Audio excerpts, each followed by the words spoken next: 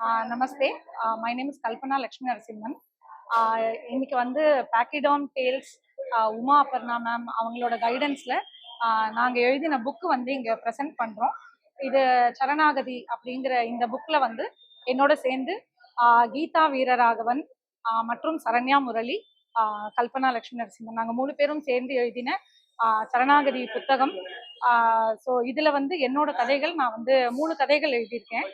கலியுக பிரகலாதர்கள், தர்மம் தலை காக்கும், சரணாகதி அப்படின்னு. இது வந்து குழந்தைங்களுக்கான புஸ்தகம்.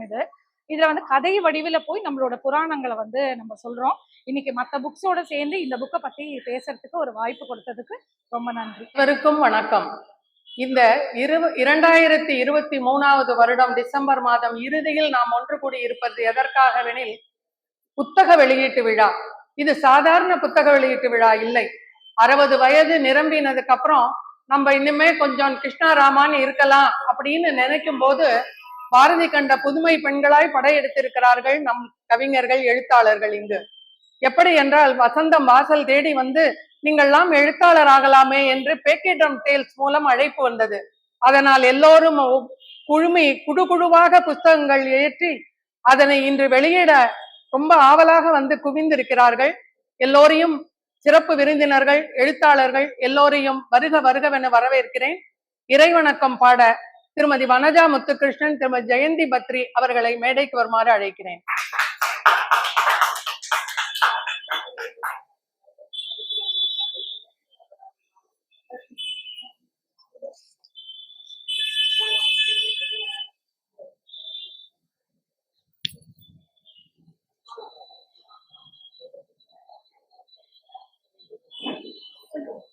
ப்ரொஃபஷனல் ஸ்போர்ட்ஸ்மேன், மூத்த ஆலோசகர், விளையாட்டுத்துறை, பிஜேபி திரு புருஷோத்தமன் அவர்களை மேடைக்கு வருமாறு அழைக்கிறேன்.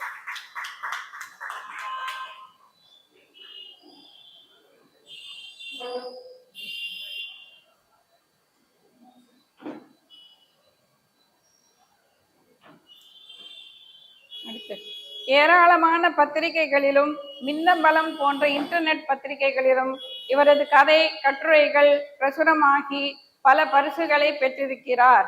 சமீபத்தில் இவர் எழுதி கொண்டிருக்கும் என் அவர் மிக அருமையாக போய்கொண்டிருக்கிறது. இவர் வேறு யாரும் இல்ல, நம் எல்லோருக்கும் பிடித்த எழுத்தாளர் திரு வேதா கோபாலன் அவர்களை மேடைக்கு வருமாறு அழைக்கிறேன்.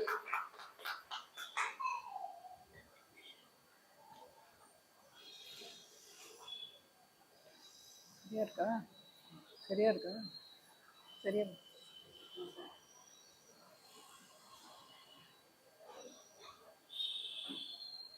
எந்த புத்தகத்தை பற்றி கேட்டாலும் கண்ணை மூடிக்கொண்டு டக்கென்று சொல்லக்கூடிய மூத்த எழுத்தாளர், நகைச்சுவை கதைகளின் மன்னர், CLR விருது பெற்றவர் கணேஷ் பாலா அவர்களை மேடைக்கு வருமாறு அழைக்கிறேன். GV விருது, காஞ்சி காமகோடி பீடத்தின் சேவா ரத்னா விருது, வள்ளியப்பா இலக்கிய விருது என பல விருதுகளுக்கு சொந்தக்காரர்.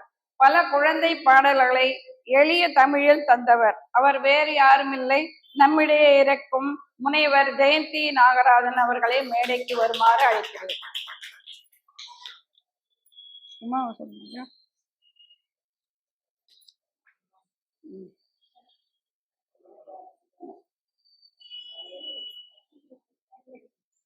பேக்கிடான் டேல்ஸின் CMO தமிழ் பிரிவில் எங்களை போன்ற வயதில் மூத்தவர்களாக இருந்தாலும் எழுத்தில் இளங்கிகளாக மிளிர வைத்து மேலும் மேலும் எழுத தூண்டுபவர் எங்கள் அம்மா மம்மி உமா அபர்ணாவை மேடைக்கு வருமாறு அழைக்கிறேன். ஆண்டவன் வாழ்வது சபரிமலையிலே, அருள் வந்து சேருவது சபரிமலையிலே, அருள் வந்து சேருவது சபரிமலையிலே, ஆனவம் அழிப்பது சபரிமலையிலே, அமைதி கிடைப்பது சபரிமலையிலே. ஐயப்பா சரணம் ஐயப்பா, பகவானே சரணம் ஐயப்பா, ஐயப்பா சரணம் ஐயப்பா. தேவனாக வாழ்வது சபரிமலையிலே, தெய்வீகம் கூடுவது சபரிமலையிலே, தீராத நோய் தீர்க்கும் சபரிமலையிலே, பாவங்கள் போக்கிடலாம் சபரிமலையில். ஐயப்பா சரணம் ஐயப்பா.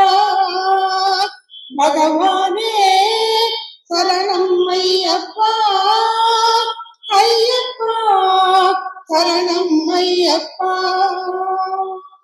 கவலையே தீர்த்திடும் கணபதி சன்னிதானம், கலியுக வரதன் தவம் செய்யும் சன்னிதானம், கண்களில் நீர் பெருக அங்கமெல்லாம் புருக, கண்களில் நீர் பெருக அங்கமெல்லாம் புருக, வணங்கிடும் பக்தரை காத்திடும் சன்னிதானம், வணங்கிடும் பக்தரை காத்திடும் சன்னிதானம்.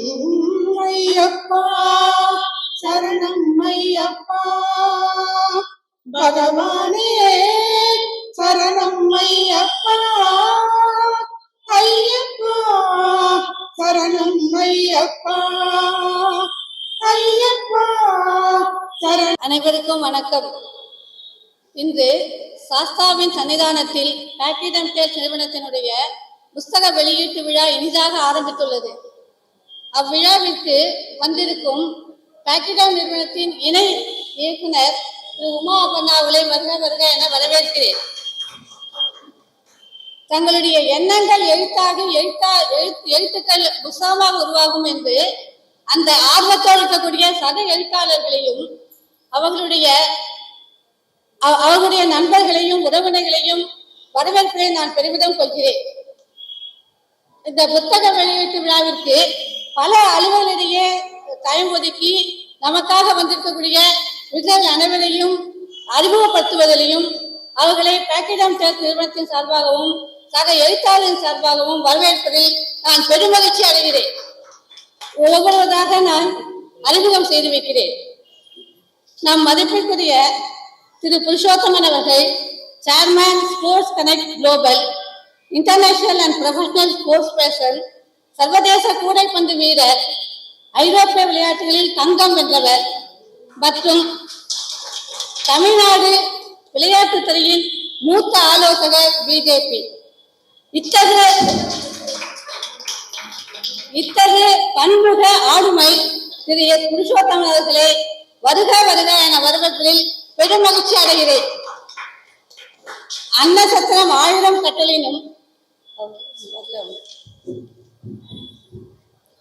திரு ஜே கே சிவன் அவர்கள் நிறுவனர் தலைவர் ஸ்ரீ கிருஷ்ணாபுரம் சேவா டிரஸ்ட் நங்கநல்லூர். நூற்றுக்கணக்கான ஆன்மீக புத்தகங்கள் ஆங்கிலத்திலும் தமிழிலும் எளிய நடையில் எழுதி இறைபக்தியை கதை ரூபத்தில் மக்களிடையே கொண்டு சேர்த்துள்ளார். கப்பல் துறையில் உயர் பதவி வகித்தவர். விழி கிடைக்குமா அபய கரம் கிடைக்குமா என அனைவரும் ஏங்கும் ஜெகத்குருவிடம் இருந்த பகவத் சேவா ரத்தனம் விருது பெற்றுள்ளார். அத்தகைய பெருந்தகை ஜி கே சிவன் அவர்களை பெருமையுடன் வரவேற்கிறேன். திருமதி வேதா கோபால் அவர்கள் பத்திரிகையாளர், எழுத்தாளர், ஜோதிடனான எழுத்தாளரும் கூட. 1980 முதல் சுமார் 850 சிறுகதைகள், 50 நாவல்கள், குமுதம் சிநேகிதி, ஆனந்தவிகடன், கல்கி, குங்குமம், சாவி, இதயம் பேசுகிறது, கலைமகள், அமர சிறப்பி, மங்கை மலர் உள்ளிட்ட ஏராளமான பத்திரிகைகளிலும் மின்னம்பலம் போன்ற இன்டர்நெட் பத்திரிகைகளிலும் பிரசுரமாகி உள்ளன. ஏராளமான சிறுகதை மற்றும் குறுநாவல் போட்டிகளில் பரிசுகள் பெற்றுள்ளார். அந்த சகோதரியை வருக வருக என அன்புடன் வரவேற்கிறேன்.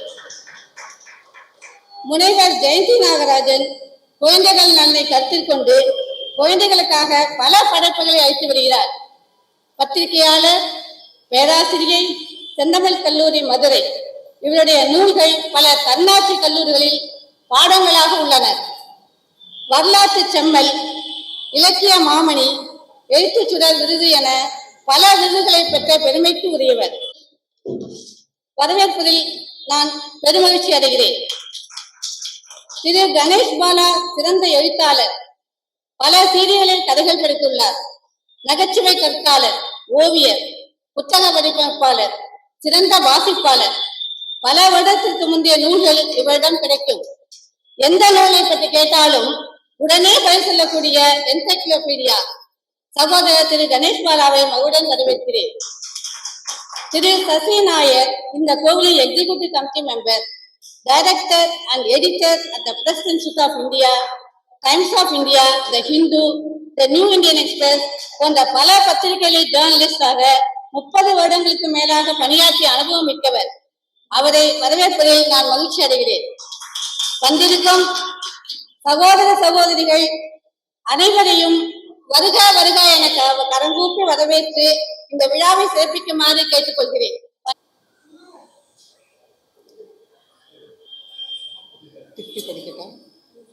திருப்பி படிக்கட்டும். சிவன் அவர்களுக்கு கவிஞர் ரமணி அவர்கள் ருக்மணி வெங்கட் புத்தகம் திருப்பி படிக்கணும். சிவன் அவர்களுக்கு கவிஞர் ரமணி அவர்கள் பொன்னாடை அளித்து சிறப்பிக்கிறார். ருக்மணி வெங்கட் அவர்கள் புத்தகங்கள் வழங்குவார்.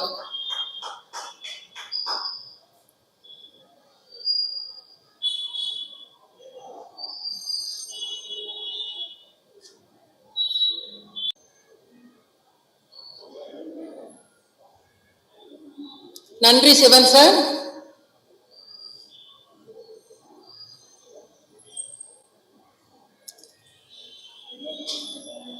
நன்றி ருக்மணி மேம். அடுத்ததாக திரு புருஷோத்தமன் அவர்களுக்கு திரு கணேஷ் பாலா அவர்கள் பொன்னாடை அணிவிப்பார்.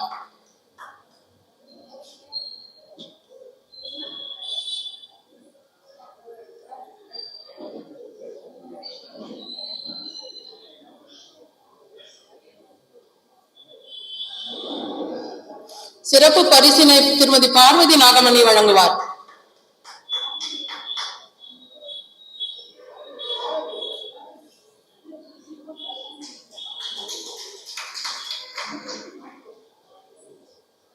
கணேஷ் பாலா சார், நன்றி சார்.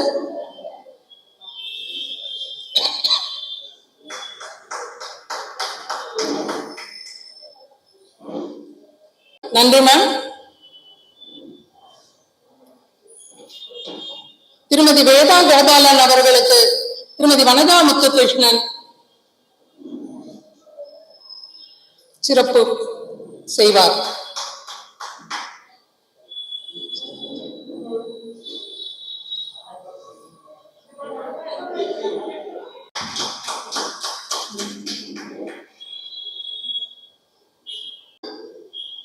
திருமதி ஜெயந்தி நாகராஜன் அவர்களுக்கு திருமதி உஷா கண்ணன் சிறப்பு செய்வார்.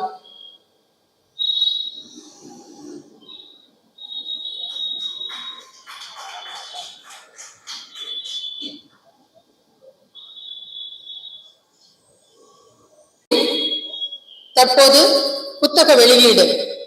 காவிய நாயகிகள், ராமாயணம், மகாபாரதம் இவற்றில் நாம் அறியாத சிலரை பற்றி அறிந்திருந்தோம் என்றாலும் கூட அவர்களது நல்ல இயல்புகளை அறிந்திருக்க மாட்டோம்.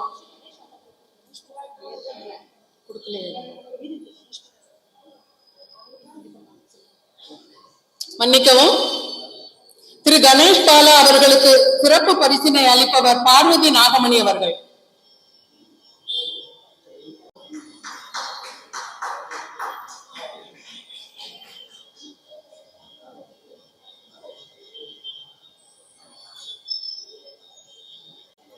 அடுத்தது புத்தக வெளியீடு. காவிய நாயகிகள் என்கிற புத்தகத்தை இப்பொழுது வெளியிட இருக்கிறோம். இந்த புத்தகம் பற்றிய ஒரு சிறு குறிப்பு. ராமாயணம், மகாபாரதம் இவற்றில் நாம் அறிந்த நாயகிகள் சீதை, திரௌபதி என்று நமக்கு தெரியும். ஆனால் சில கேரக்டர்ஸ் நம்ம நெகட்டிவாவே நினைச்சிருப்போம்.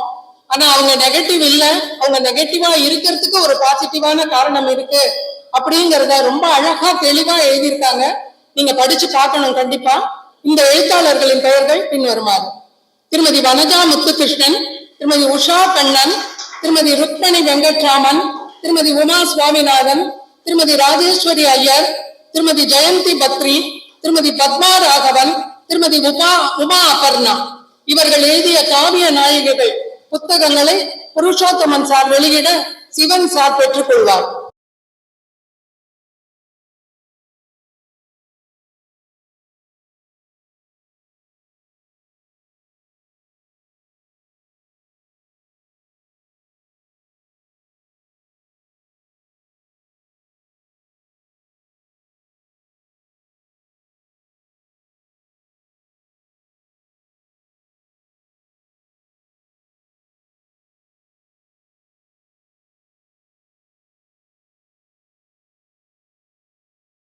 எழுத்தாளர்கள் மேடைக்கு வருமாறு அழைக்கிறேன்.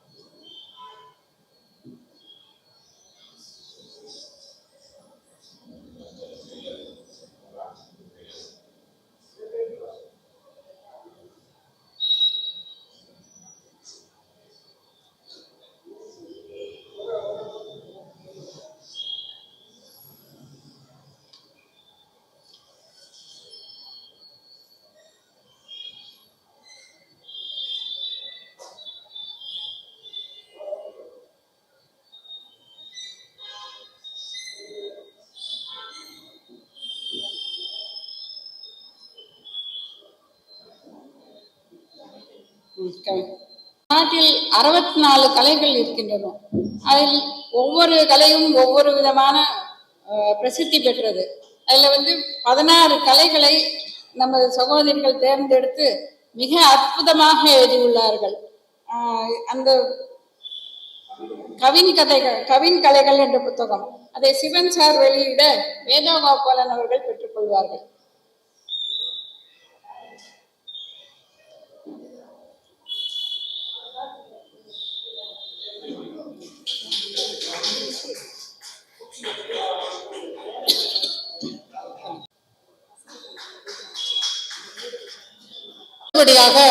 ரமணி சார் அவர்கள் எழுதிய கசங்கிய காகிதங்கள், இந்த புத்தகத்தை வேதா மேம் வெளியிடுகிறார், ஜெயந்தி மேம் பெற்றுக்கொள்கிறார்.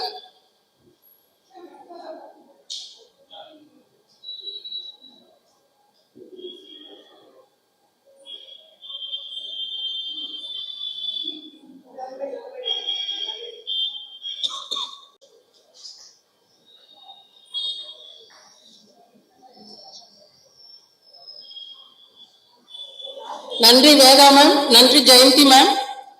உமா அபர்ணா அவர்கள் எழுதிய கண்ணாடி, இந்த புத்தகத்தை திருமதி ஜெயந்தி நாகராஜன் வெளியிட திரு கணேஷ் பாலா அவர்கள் பெற்றுக்கொள்வார்.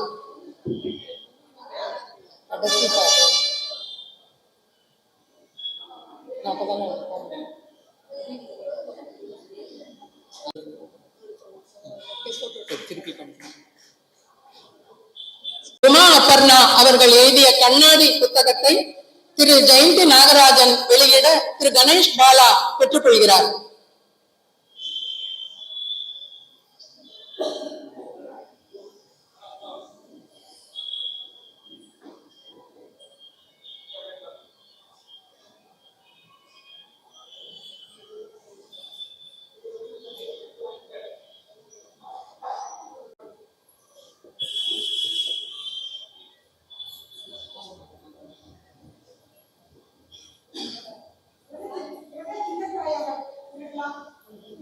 மாதங்கி ரமேஷ், பார்வதி நாகமணி, காயத்ரி முரளி, சுபஸ்ரீ ரவிச்சந்திரன், மேல்மங்கலம் ஷாமலா அவர்கள் எழுதிய முகிழ்நகை புத்தகத்தை வேதா கோபாலன் வெளியிட ஜெயந்தி நாகராஜன் பெற்றுக்கொள்வார்.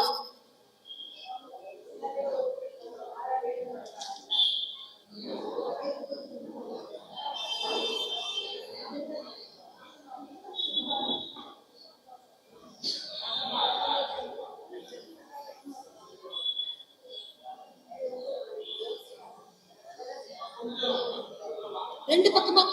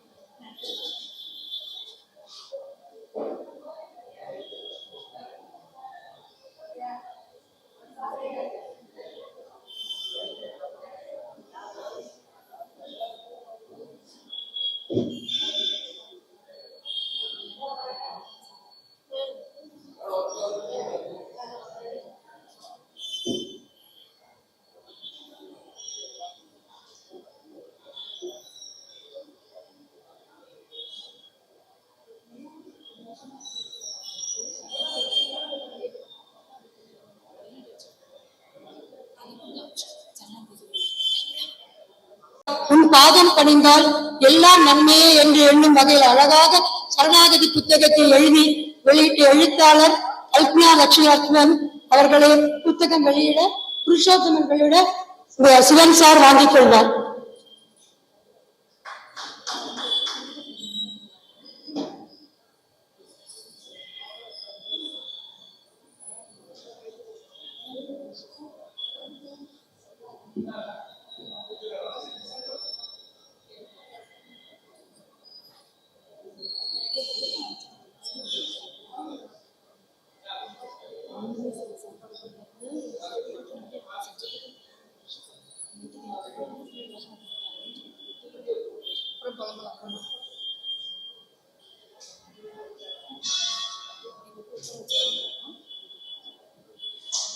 அவர்களை 2 வார்த்தைகள் பேசுமாறு அழைக்கிறேன்.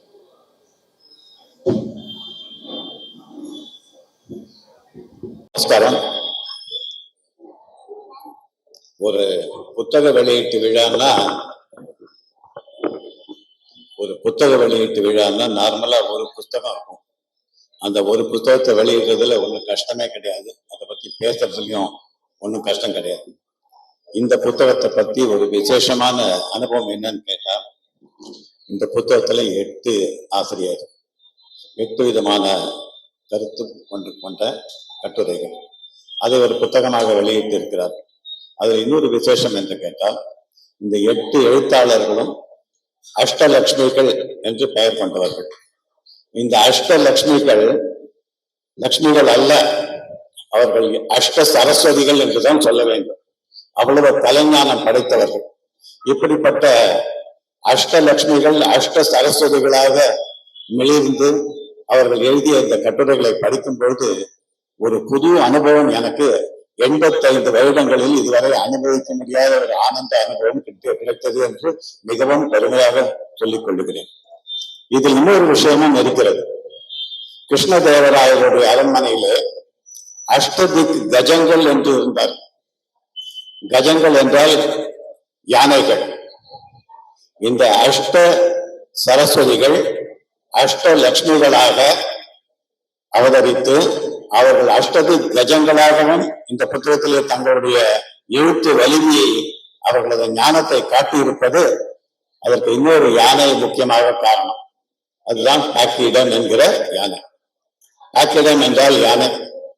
எப்படி அமைந்திருக்கிறது பாருங்கள். இப்படிப்பட்ட இந்த பாக்கிடம் என்கிற யானை ஒரு பசு கன்றை போடும், ஒரு மான் குட்டியை ஈனும். ஆனால் இந்த யானை ஒரு சிங்கக்குட்டியை போட்டிருக்கிறது. அந்த சிங்கக்குட்டி டாக்டர் லட்சுமி பிரியா.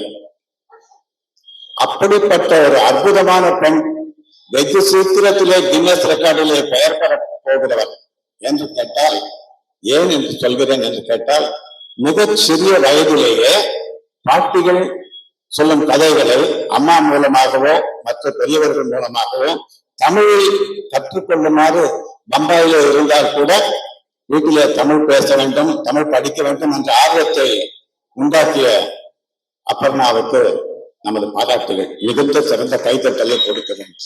ஒவ்வொரு பெற்றோரும் நமது தாய்மொழியான தமிழை குழந்தைகளை படிக்க வேண்டும். மம்மி டேடி என்று சொல்லுன்ற தலையில தமிழில் பேசினால் குட்டும் பழக்கத்தை இந்த 2023 பழைய வருஷத்தோட விட்டுவிட்டு 2024 இருந்தாவது தாய்மொழியை தெய்வமாக கருதி அதை குழந்தைகளுக்கு கற்றுக் கொடுக்க வேண்டும். தமிழ் பேசுவது ஒரு அநாகரிகம் என்கிற ஒரு எண்ணம் நிறைய குடும்பங்களிலே இருக்கிறது. அதை மாற்ற வேண்டும். இந்த பாக்கிடம் பற்றி சொல்லும்போது லக்ஷ்மி பிரியா மிகச்சிறிய வயதிலே கிருஷ்ணனை பத்தி ஒரு கதை எழுதினார். அந்த கதையை எழுதிவிட்டாலே தவிர அது எப்படி அச்சாக்குவது, அது எப்படி பப்ளிஷிங் பண்ணுவது, எப்படி பிரிண்ட் பண்ணுவது, எப்படி புக் ஃபார்மேஷன் பண்ணுவது என்பதில் மிகப்பெரிய பிரச்சனை ஏற்பட்டு எங்கெல்லாமோ அலைந்து அவர்களுக்கு ஒரு ஏமாற்றம் அடைந்து கடைசி நாமே இதை செய்து விடுவோம் என்ற ஒரு முயற்சியில ஈடுபட்டு மிகவும் வெற்றிகரமாக அதை நடத்தி 14 மொழிகளுக்கு மேலாக எத்தனையோ புத்தகங்களை ஆங்கிலத்தில் படித்திருந்தாலும் அதை மொழிபெயர்த்து தமிழிலும், தமிழில் இருப்பதை ஆங்கிலத்திலும், மற்ற மொழிகளிலே வேறு உதவியை கொண்டு அதை பிற மொழிகளிலும் புத்தகமாக்கி எழுத தெரிந்தவர்களை எழுத தெரியாதவர்களையும் எழுத தெரிந்தவர்களாக காட்டி மிகவும் அற்புதமாக படைத்திருக்கிறார். அவரது முயற்சிக்கு நமது பாராட்டுகள். நிச்சயமாக அவர் சிங்கக்குட்டி தான், சந்தேகத்துக்கு இடமே இல்லை. இப்பொழுது இந்த காவிய நாயகி புத்தகத்தை மற்றும் பற்றி சொல்ல வேண்டிய ஒரு அவசியம் ஏற்பட்டிருக்கிறது. காவிய நாயகிகள் என்றால் நாம் ஒரு சீதா, ஒரு திரௌபதி என்று 1-2 பெயர்களை மட்டும் அறிந்தவர்கள். அப்படி அல்ல. ராமாயணம் 7000 வருடங்களுக்கு முன் திரேதாயுகத்திலே ராமன் ஆண்ட காலத்திலே தோன்றிய ஒரு வரலாறு. 5000 வருடங்களுக்கு முன்னால் கிருஷ்ணன் தோன்றிய காலத்திலே இருந்த வரலாறு தான் மகாபாரதம். இதிலே எண்ணற்ற பாத்திரங்கள், என்றும் அழியாத இவற்றை நாம் எப்பிக் என்று ஆங்கிலத்திலே சொல்லுவோம். தமிழிலே இப்படிப்பட்ட ஒரு புத்தகங்களை யாரும் மறந்ததில்லை. எத்தனையோ ஜென்மங்களாக, எத்தனையோ வருஷங்களாக, எத்தனையோ தலைமுறைகளாக பாரம்பரியமாக இந்த ராமாயண மகாபாரதம் என்ற இதிகாசம் இப்படித்தான் நடந்தது என்று எடுத்து நமக்கு கூறி அவற்றின் உண்மைகளை பல பிரசங்கங்கள் மூலமாக, பேச்சுகள் மூலமாக, எழுத்துகள் மூலமாக, புத்தகங்களில் படித்தும் கேட்டும் நாம் அனுபவித்து வருகிறோம். மகாபாரதம், ராமாயணம் தெரியாத குழந்தையே தமிழ்நாட்டில் இந்து சமூகத்திலே இல்லை என்று சொல்லலாம். அப்படி பிரபலமான நூல்கள். இவற்றிலே நமக்கு தெரியாத ஒன்று என்னவென்று கேட்டால், இப்பொழுது நான் உங்கள் அப்பா பெயரை சொல்லு என்றால் சொல்வீர்கள், அம்மா பெயரை சொல்லுவா என்றால் சொல்வீர்கள், தாத்தா பெயர், பாட்டி பெயர் சொல்லு என்றால் சொல்வீர்கள். ஆனால் கொள்ளு தாத்தா யாரும் சேர்த்தால் கொஞ்சம் யோசனை பண்ணி சில பேருக்கு கொள்ளு தாத்தா, கொள்ளு பாட்டி பெயர் தெரிந்திருக்கும். எள்ளு பாட்டி, எள்ளு தாத்தா பெயர் என்றால் பாதி பேர் காணாமல் போய்விடுவார்கள். அவர்களுக்கு அந்த பெயரே தெரியாது. எள்ளு பாட்டுக்கும் ஒப்பட்டு 7000 வருஷங்களாக இருந்த சில பாத்திரங்களின் பெயர்களை நாம் இந்த காவிய நாயகன் புத்தகம் மூலம் அறிகிறோம். 8 நாயகிகள் ராமாயணத்திலே, 8 நாயகிகள் மகாபாரதத்திலே, இந்த 8 அஷ்டலட்சுமி, அஷ்ட சரஸ்வதி, அஷ்டதிக்கஜங்கள் எழுதியிருக்கிறார்கள். ஒன்றொன்றாக ஒரு சில அந்தந்த பாத்திரங்களை பற்றி சொன்னால்தான் அந்த ஆசிரியர்களுக்கு நாம் பெருமை ஊட்டி அவர்களை கரகோஷத்தோடு வரவேற்கிறோம். இந்த அசகாய சூரிகள் எழுதினதில் முதலாவது இந்த ராமாயணத்திலே தசரதன் மனைவி கைகேயி, இவளை பற்றி நமக்கு எல்லாருக்கும் தெரியும். என்ன தெரியும்? அவள் ரொம்ப கெட்டவள், அவளால் தான் ராமன் காட்டுக்கு போனான், ஈவிரக்கம் இல்லாத பெண் என்ற அளவிலே ஒரு அபிப்பிராயம், மிகவும் தப்பான அபிப்பிராயம். பெற்ற தாயான கௌசல்யை விட ராமன் மேல் அதிக பாசத்தையும் ஆசையையும் நேசத்தையும் வைத்தவள் கைகேயி. அப்படிப்பட்ட ஒரு சிறந்த பெண்மணி. அவள் ராமனுக்கு பட்டாபிஷேகம் என்று கேள்விப்பட்ட அடுத்த க்ஷணமே தனது கழுத்தில் இருந்த மிக வெளியுயர்ந்த முத்துமாலியை மந்திரத்தை அளித்தவள் என்று ராமாயணத்திலேயே படிக்கிறோம். அப்படிப்பட்ட குணாதிசயம் கொண்ட கைகேயியை நமக்கு அறிமுகப்படுத்துபவர் வனஜா முத்துகிருஷ்ணன். அவர் எப்படி நமக்கு அனுபவப்படுத்துகிறார் என்றால், ஏதோ புத்தகத்தில் படித்தோம், காதால் கேட்டோம், யாரோ ஒரு பாகவதர் சொன்ன பிரசங்கத்தின் மூலமா அல்ல. இப்போது எந்த நிமிஷமும் ஒரு நொடியிலே உலகத்தின் எந்த பாகத்தில் இருப்பவர்களோடும் நம்மால் மின்னஞ்சலில் தொடர்பு கொள்ள முடிகிறது. அவர்களை வீடியோவில் பார்க்கிறோம், அவர்களோடு பேசுகிறோம். இந்த வசதிகள் ஏற்பட்ட காலத்திலே இந்த வசதியை நமது பூலோகத்தில் இருந்து சொர்க்கலோகத்துக்கும் செய்திருக்கிறார் வனஜா முத்துகிருஷ்ணன். சொர்க்கலோகம் @.com என்ற ஒரு பெயரில் ஒரு மின்னஞ்சல் வரிசையை ஏற்படுத்தி அதன் மூலமாக நமக்கு தொடர்பு சத்தியலோகத்திலிருந்து மெயில் அனுப்புகிறார். அந்த கைகையுடன் பேசுகிறார். கைகை, உன்னை பற்றி ஏன் எல்லாரும் இப்படி பேசுகிறார்கள்? அந்த உண்மையை என்னிடத்தில் சொல், நான் எல்லாருக்கும் அதை எடுத்து சொல்ல வேண்டும். காவிய நாயகி என்கிற புத்தகத்தில் அதை பற்றி சொல்ல வேண்டும் என்று வனஜா முத்துகிருஷ்ணன் முயன்று கைகை மின்னஞ்சலிலே கண்டுபிடித்து அவரோடு பேசி அவருடைய நல்ல குணங்களை மிக அற்புதமாக இந்த காவிய நாயகியின் முதல் கதையாக எழுதியிருக்கிறார். இந்த காவிய நாயகி புத்தகத்தை பற்றி சொல்லும் பொழுது இதில் வரும் பாத்திரங்களை கையாண்ட பொழுது அவர்கள் மிகவும் சிறிய பாத்திரங்களாக, யாருமே அறியாத பாத்திரங்களாக இருக்கிறார்கள். இருந்தாலும் ஒரு மிகப்பெரிய தேர் இருந்தால் அந்த தேரை செலுத்துவது அதன் அச்சாணி என்கிற ஒரு சிறு கருவி. அந்த அச்சாணி இல்லை என்றால் அவ்வளவு பெரிய தேரா இருந்தாலும் நகராது விழுந்துவிடும். அப்படி அச்சாணிகளாக இருக்கக்கூடிய பாத்திரங்களை யாரும் வைத்துக் கொள்வதில்லை. அவர்களை வெளிக்கொண்டு வந்து அந்த 8 எழுத்தாளர்களும் மிக அற்புதமாக இந்த ராமாயண பாத்திரங்களாகவும் மகாபாரத பாத்திரங்களாகவும் அறிமுகப்படுத்தி இருக்கிறார். ராஜேஸ்வரி ஐயர் தசரதன் மனைவி சுமித்திரையை நமக்கு அறிமுகப்படுத்தியிருக்கிறார். அந்த எழுத்தாளர் இங்கே வரவில்லை போல் இருக்கிறது. இருந்தாலும் அவர்கள் நமது பாராட்டுகளுக்கு மிகச்சிறந்த கைதட்டலை கொடுத்து கௌரவிக்குமாறு கேட்டுக்கொள்கிறார். அவர் லக்ஷ்மணனின் அம்மா சுமித்திரையை பற்றி மிக அற்புதமாக எழுதியிருக்கிறார். எத்தனை பேருக்கு சுமித்திரையை பற்றி தெரியும்? சுமித்திரை என்கிற பேர் தெரியும். அதை கூட ரொம்ப யோசனை பண்ணி யாரோட அம்மா என்பது தெரியாமல் யோசனை பண்ணி தப்பாக சொல்லி அப்புறம் யாராவது கரெக்ட் பண்ணினால்தான் நமக்கு சுமித்திரையை பற்றி தெரியும். அவள் எப்படிப்பட்ட ஒரு சிறந்த பெண்மணி என்பவள், அவள் எப்படி தனது சுமித்திரையின் அடுத்த மகனான சத்ருகனின் மனைவி அவனுக்கு சிறுத்தகீர்த்தி என்றவளை கூப்பிட்டு அவளை உபதேசித்து ராமன் திரும்பி வரும்போது அயோத்தியை முழுவதும் அலங்கரிக்கக்கூடிய வேலைகளை செய்து அவளுக்கு உற்சாகம் ஊட்டுகிறார். மந்திரை என்ற ஒரு எதிர்மறை பாத்திரத்தை நமக்கு எடுத்துச் சொல்வார்கள் ஜெயந்தி பத்ரி. இந்த ஜெயந்தி பத்ரி பற்றி குறிப்பாக ஒன்று சொல்ல வேண்டும். மிகச்சிறந்த எழுத்தாளர், சிறந்த உத்தியோகங்களில் இருந்தவர், குடும்ப பொறுப்போடு உத்தியோக பொறுப்பையும் ஏற்றி அதற்கிடையிலே நேரம் கிடைத்த போது எழுத்தாற்றலையும் வெளிப்படுத்தி இருக்கிறார். அவருக்கு ஒரு சிறந்த கைத்தட்டல் பாராட்டுகளை கொடுத்தார். மந்திரை என்பவள் ஒரு வில்லன் கேரக்டர். அவளால் தான் ராமாயணம் நடந்தது, ராமன் காட்டுக்கு போக நேர்ந்தது என்று சொல்லாமல் அவளே ஒரு, நம்ம ஆங்கிலத்தில் சொல்லுவோமே கிரியாவுக்கு என்ற அப்படிப்பட்ட ஒரு ஏஜென்டாக, கிரியேட்டிவ் ஏஜென்டாக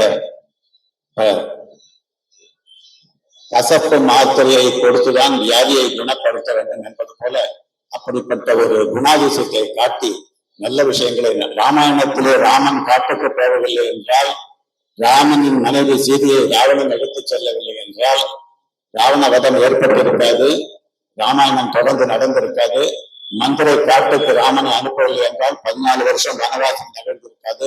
எத்தனையோ ராட்சசர்கள் தண்டகாரண்ய வனத்திலே கொல்லப்பட்டிருக்க மாட்டார்கள். ஆகவே மந்திரையின் ஒரு மிகச்சிறந்த பாத்திர உன்னதத்தை இந்த எழுத்தாளர் நமக்கு எடுத்துக்காட்டுகிறார். கைத்திலே சுற்றப்பட்ட பம்பரம் போல ராமாயண காட்சிகள் ஒன்றொன்றாக இந்த புத்தகத்திலே, காவிய நாயக புத்தகத்திலே நமக்கு கிடைக்கிறது. ஜெயந்தி பத்ரிக்கு மீண்டும் ஒரு நன்றி கலந்த வணக்கத்தை தெரிவித்துக் கொள்கிறேன். நன்மையும் தீமையும் கலந்திருப்பதுதான் வாழ்க்கை. கீதை சொல்வது போல சுகம் துக்கம், பகல் இரவு, உஷ்ணம் சீதம் என்றும் ஒன்றோடு ஒன்று இணைந்திருப்பது போல நல்லது கெட்டது என்பது நமது வாழ்க்கையிலே ஒரு முக்கிய அங்கம் வகிக்கிறது. அது இல்லாமல் நாம் இல்லை. ஒரே சுகத்தையே அனுபவித்திருந்தவனுக்கு சுகம் என்றால் என்ன என்றே தெரியாது. துக்கம் இருந்தால்தான் சுகத்தின் அருமை தெரியும். அதே போல ருக்மணி வெங்கட்ராமன் ஒரு சிறந்த எழுத்தாளர் என்பதை அவரது புத்தகத்திலே படித்து மிகவும் பெருமைப்பட்டேன். ஒரு கணவருக்கு உடம்பு சரியில்லை, ஐசியூவில் இருக்கிறார். அவரை ஐசியூவில் அட்மிட் செய்திருக்கிறார்கள். உடம்பு முழுக்க குழாய் செலுத்தி அவருக்கு பிரஜை இல்லாத நிலையிலே இருக்கிறார்கள். இருந்தாலும் அவருக்கு நினைவு விட்டு விட்டு வருகிறது. அந்த நேரத்தில் அவர் மனைவி அவரை போய் பார்த்து அவர் மனைவி வந்திருக்கிறாள் என்ற சந்தோஷத்தில் அவருக்கு கொஞ்சம் உடம்பு குணமாகும் என்கிற நம்பிக்கையிலே அந்த பெண் எப்படி ஆஸ்பத்திரிக்கு போகிறாள் தெரியுமா? மிக அழகாக விலை உயர்ந்த பட்டு புடவைகள், லாக்கரில் வீட்டில் இருக்கும் எல்லா நகைகளையும் தனது ஒரு ஷோரூம் மாதிரி மாடல் மாதிரி போட்டுக்கொண்டு கணவனை போய் பார்க்கிறார். கணவனுக்கு உடம்பு சரியவில்லை, இப்படி அலங்காரம் பண்ணிக்கொண்டு இத்தனை நகைகளை போட்டுக்கொண்டு வந்திருக்கிறாயே என்று எல்லாரும் இழக்காரம் அவர் பார்க்கும்போது அந்த பெண் ஒரு அர்த்தம் சொல்கிறார். நான் மிகவும் அழகாக இருந்தால், நான் நிறைய நகைகள் போட்டுக் கொண்டிருந்தால், நல்ல விடை அணிந்து அழகாக காட்சியளித்தால் என் மனவருக்கும் கணவருக்கும் மிகவும் பிடிக்கும். அப்படி அவரை பிடிக்க செய்வதன் மூலம் அவர் உடம்பு குணமாகுமா என்கிற நம்பிக்கையிலே நான் இதை அணிந்து இருக்கிறேன். மிகவும் ஒரு திறந்த கருத்து. இப்படிப்பட்ட கருத்தை தான் ஊர்மிளையும் செய்கிறார். ஊர்மிளை என்ற கருத்தை சொல்கிறார். லக்ஷ்மணனை கோபமூட்டி அவன் எல்லாரும் ராமன் காட்டுக்கு போகிறான் என்று எல்லாரும் வரும்பும் போது நீ இவ்வளவு அலங்காரமாக இருக்கிறாய் என்று லக்ஷ்மணன் கோபிக்க, அவன் காட்டுக்கு போனால் என்ன, நீ எதுக்கு போக வேண்டும், உன்னை யாரும் காட்டுக்கு போக சொல்லலையே, தான் நம்ம 2 பேரும் சந்தோஷமாக இருக்கலாம் என்று எரிச்சல் ஊட்டுகிறார். நீ என்ன, நீங்கள் காட்டுக்கு போவதால் போங்கள், நான் சந்தோஷமாக தூங்கிக் கொண்டிருக்கிறேன், 14 வருஷம் நல்ல தூக்கம் கிடைக்கும், உனது தொந்தரவு எனக்கு இல்லை அப்படி என்று எரிச்சல் மூட்டுகிறார். என் தூக்கத்தையும் சேர்த்து நீ எடுத்துக்கொள் என்ற கோபத்திலே தனது தூக்கத்தையும் 14 வருட தூக்கத்தையும் லக்ஷ்மணன் ஊர்மிளைக்கு கொடுக்கிறான். அவன் சென்ற பிறகு ஊர்மிளை அழுகிறான். என் கணவனை நான் அப்படி கோபம் ஊட்டி என் மீது வெறுப்பு ஏற்படும்படியாக காட்டிக் கொண்டதால் தான் அவனால் ராமனுக்கு அந்த பணிவிடை செய்ய முடிந்தது. இல்லை என்றால் வீட்டு ஞாபகமாக இருப்பான், என் நினைவு அவனை வாட்டும்.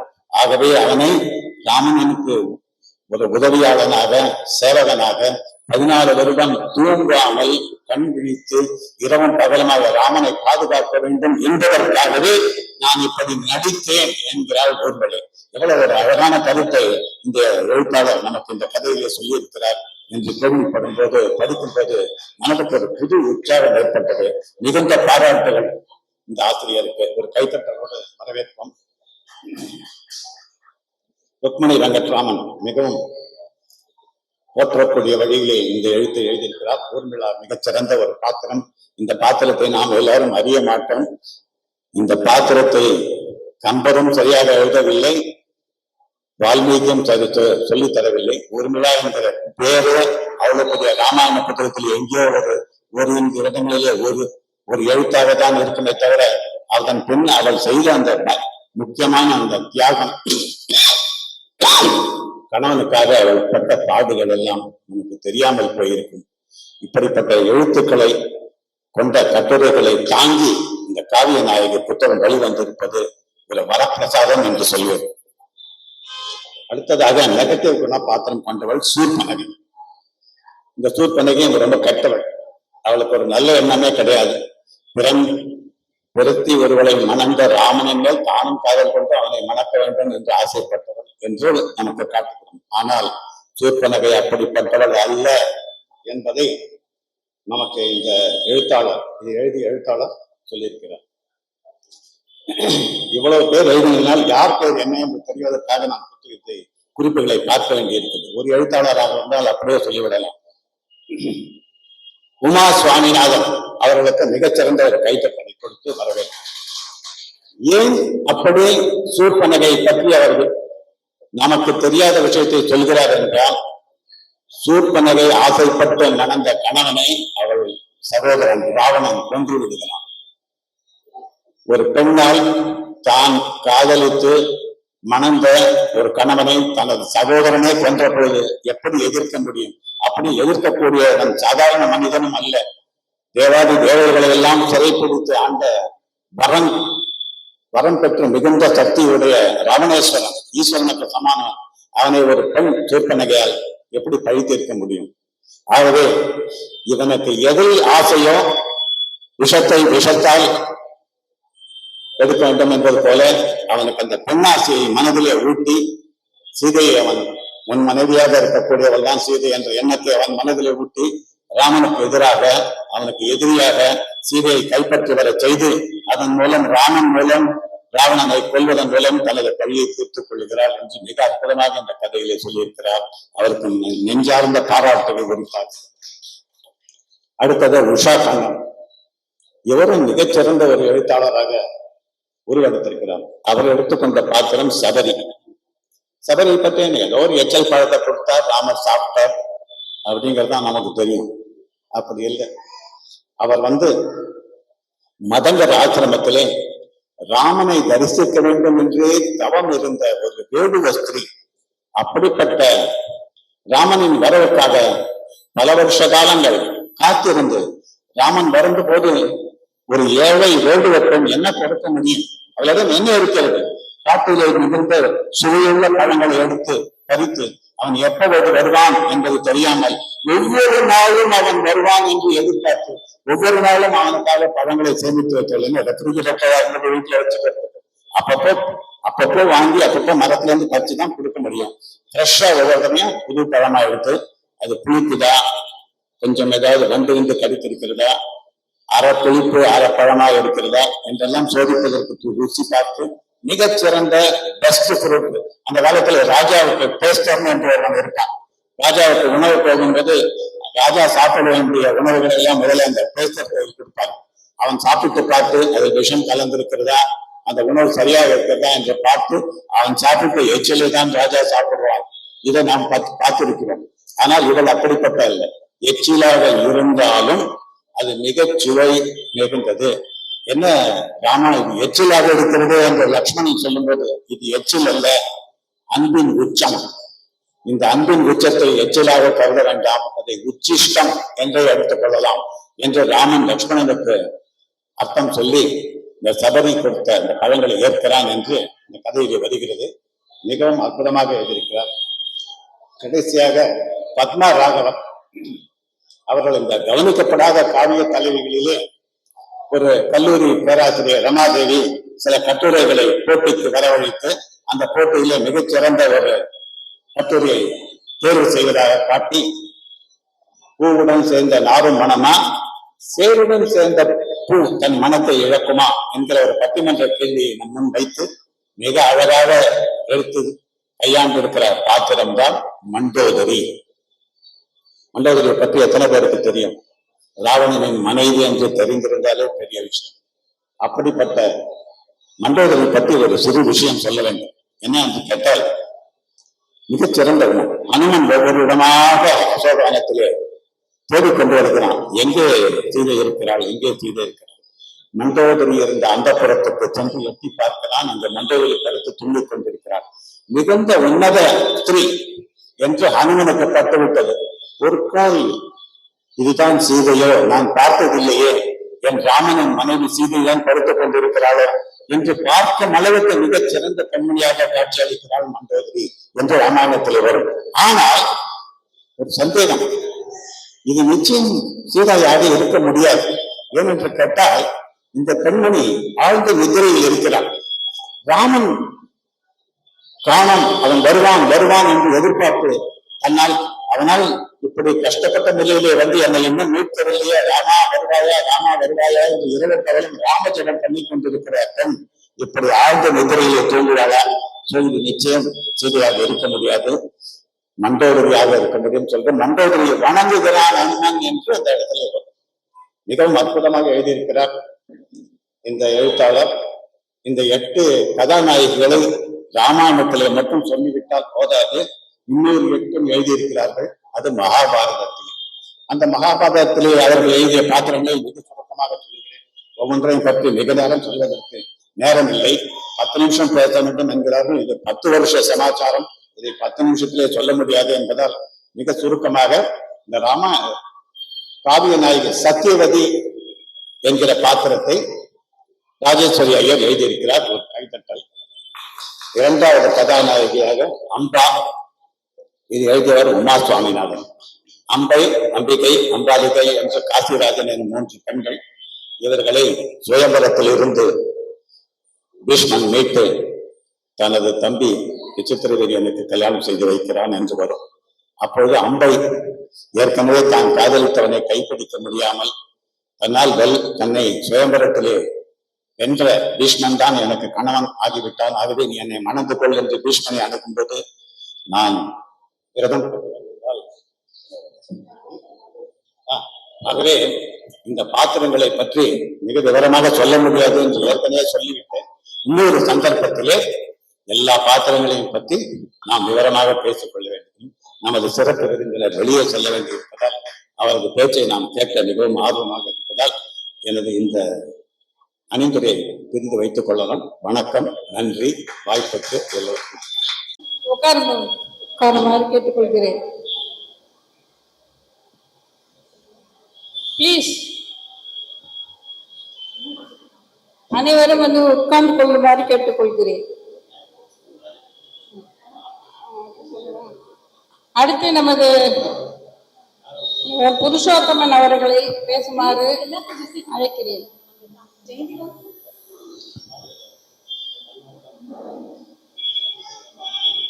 எல்லாரும் வந்து உட்காருங்கப்பா, அப்புறம் போய் பண்ணிக்கலாம்.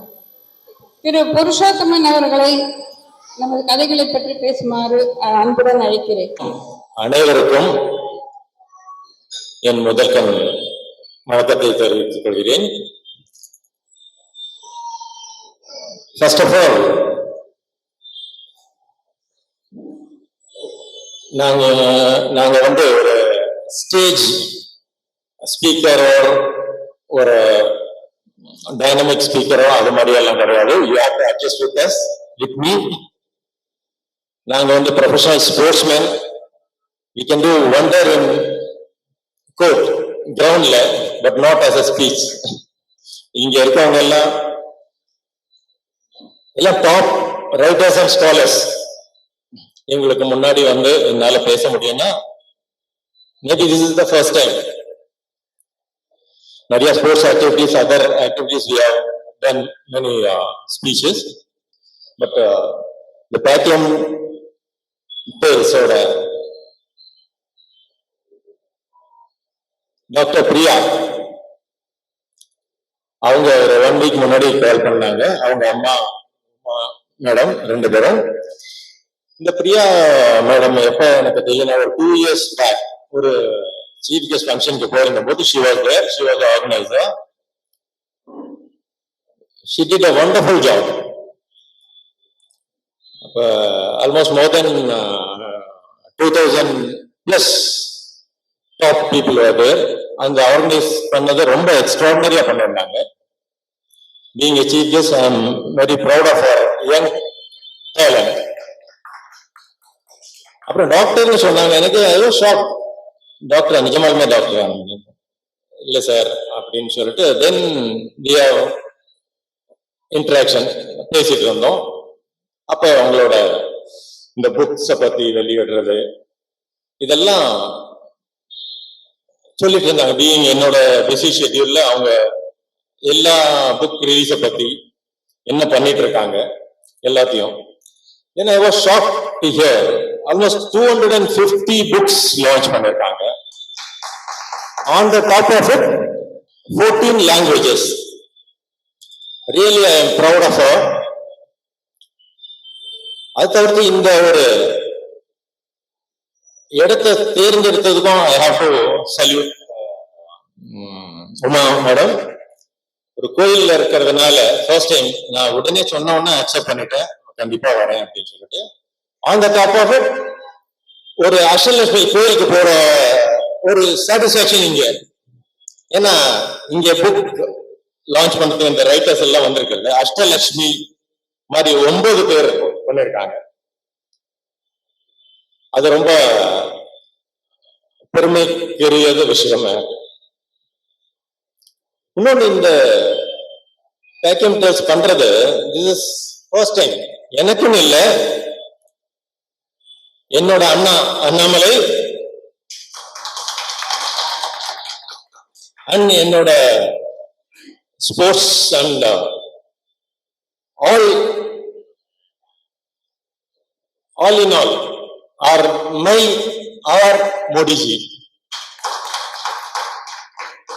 நாங்க we are not in any political background, sportsman நாங்கள, but அண்ணாமலைஜியும் மோடிஜியும் ஸ்போர்ட்ஸ்மேனுக்கு கொடுக்கிற ஒரு அங்கீகாரத்துல ஃபர்ஸ்ட் டைம் எல்லா ஸ்போர்ட்ஸ்மேனும் எல்லா டாப் இன்டர்நேஷனல் ஸ்போர்ட்ஸ்மேன்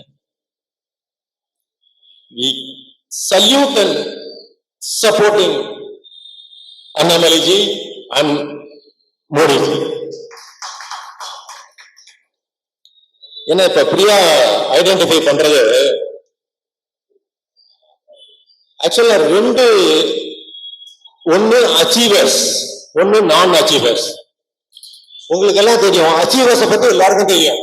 இப்ப பத்மஸ்ரீ வாங்கியிருக்கோம், அர்ஜுன் அவார்டு வாங்கியிருக்கோம், அவங்கள பத்தி எல்லாமே தெரியும். பட் நான் achievers,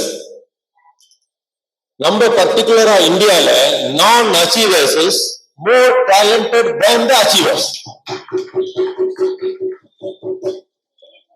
in all field, not only one single field, in all field. Even writers எடுத்துக்கோங்க, ஸ்போர்ட்ஸ்மேன் எடுத்துக்கோங்க, ஐடி இண்டஸ்ட்ரி எடுத்துக்கோங்க, ஈவன் டாக்டர்ஸ். எனக்கு தெரிஞ்ச எல்லா ஃபீல்ட்லயுமே நான் achievers more than talented. Somehow, some political or somehow they are not flashing out. அத வந்து இந்த சின்ன வயசுல பிரியா எடுத்திருக்காங்கன்னா ரியலி I salute her. இதுல ஒரு ஸ்மால் எக்ஸாம்பிள், ஸ்போர்ட்ஸ் ஃபீல்ட்ல Padmashri Anitha, Christy Elina hockey, and Sindhu badminton, Mary Kom boxing. அது மாதிரி 5 டாப் விமென்ஸ் இந்தியால இருக்காங்க. எதுக்கு இந்த 5 பேரை சொன்னா, they have achieved also, but they came from the lower grassroots level, very low level. அவங்க வந்து பிராக்டிஸ்க்கு போகும்போது மார்னிங் காஃபி டீ குடிச்சிட்டு கூட பிராக்டிஸ் போக முடியாது. அந்த அளவுக்கு ஒரு டவுன் டு எர்த், ஒரு லோவர் மிடில் கிளாஸ் ஃபேமிலியில இருந்தவங்க. இந்த 5 பேர்ல 3 பேர் வந்து வேர்ல்ட் டாப் விமென்ஸ்ல 3 பேர் இடம் பெற்றிருக்காங்க. In all field, not only sports, ஜெனரலா டாப் விமன், இந்தியன் டாப் விமன்ல 3 ஸ்போர்ட்ஸ்மேன் இன்வால்வ் பண்ணிருக்காங்க. அது வந்து ஒரு பெரிய, இதெல்லாம் ஜஸ்ட் பிகாஸ் ஆஃப் மோடிஜி. இந்த 9 இயர்ஸ்ல இந்த அவுட்ஸ்கர்ட்ஸ்ல இருந்தவங்க, இந்த பிளாஷ் பண்ண முடியாம கஷ்டப்பட்டு இம்ப்ரூவ் பண்ணவங்க எல்லாம் he brought to the limelight. அது மாதிரியான விஷயத்துல பிரியா வந்து சின்ன பசங்களுக்கு, குழந்தைங்களுக்கு இந்த drawing, story writing, in all field she started helping out to reach the limelight. அதனால இந்த பிரியாவோட இப்ப வர முடியல, அவங்கள she is not feeling well ன்னு daily I am and we are all missing her. இவன் நான் இந்த ஃபங்க்ஷனுக்கு வரதுக்கு முன்னாடி நேற்று நைட்டும் அண்ணாமலை என்கிட்ட பேசினேன், இது மாதிரி ஒரு ஃபங்க்ஷன் போறேன் ஃபர்ஸ்ட் டைம். ஏய், நீங்க ஸ்போர்ட்ஸ்மேன் தானே, எப்படி இங்க போற அப்படின்னு.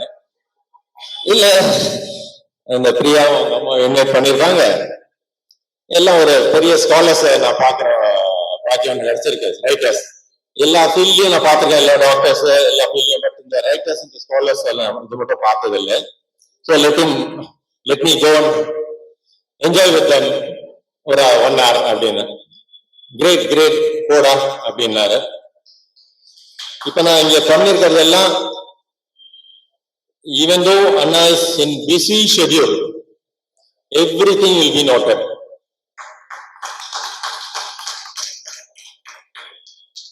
இன்னொரு மோடிஜி பண்ண ஒரு மகத்தான காரியம் என்னன்னா, அவர் இந்த 9 இயர்ஸ்ல he did lot in all fields, every field, எல்லா மேக்சிமம் பண்ணிருக்காரு. throughout the world நம்ம இந்தியாவை திரும்பி பார்க்கிற அளவுக்கு பண்ணிருக்காரு.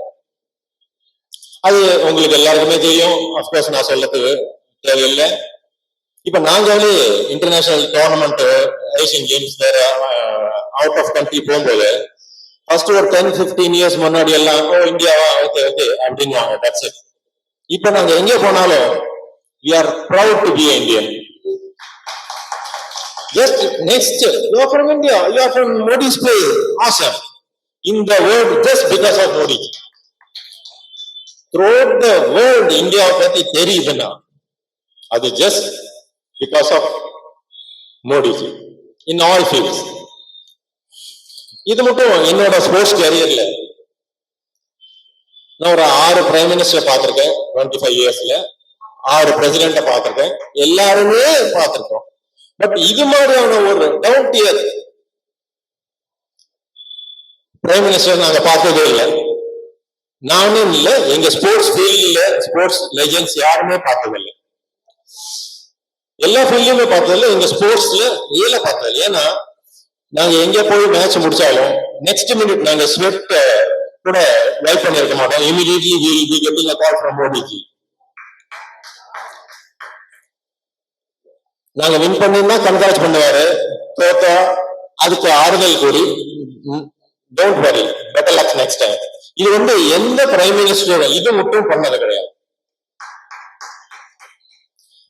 எங்க ஸ்போர்ட்ஸ்மேனுக்கு after coming back with laurels எங்களுக்கு அவார்டு கொடுக்கறதோ இல்லைன்னா பிரைஸ் மணி க்ரோஸ் கணக்கில் கொடுக்கிறோம். we are not into that.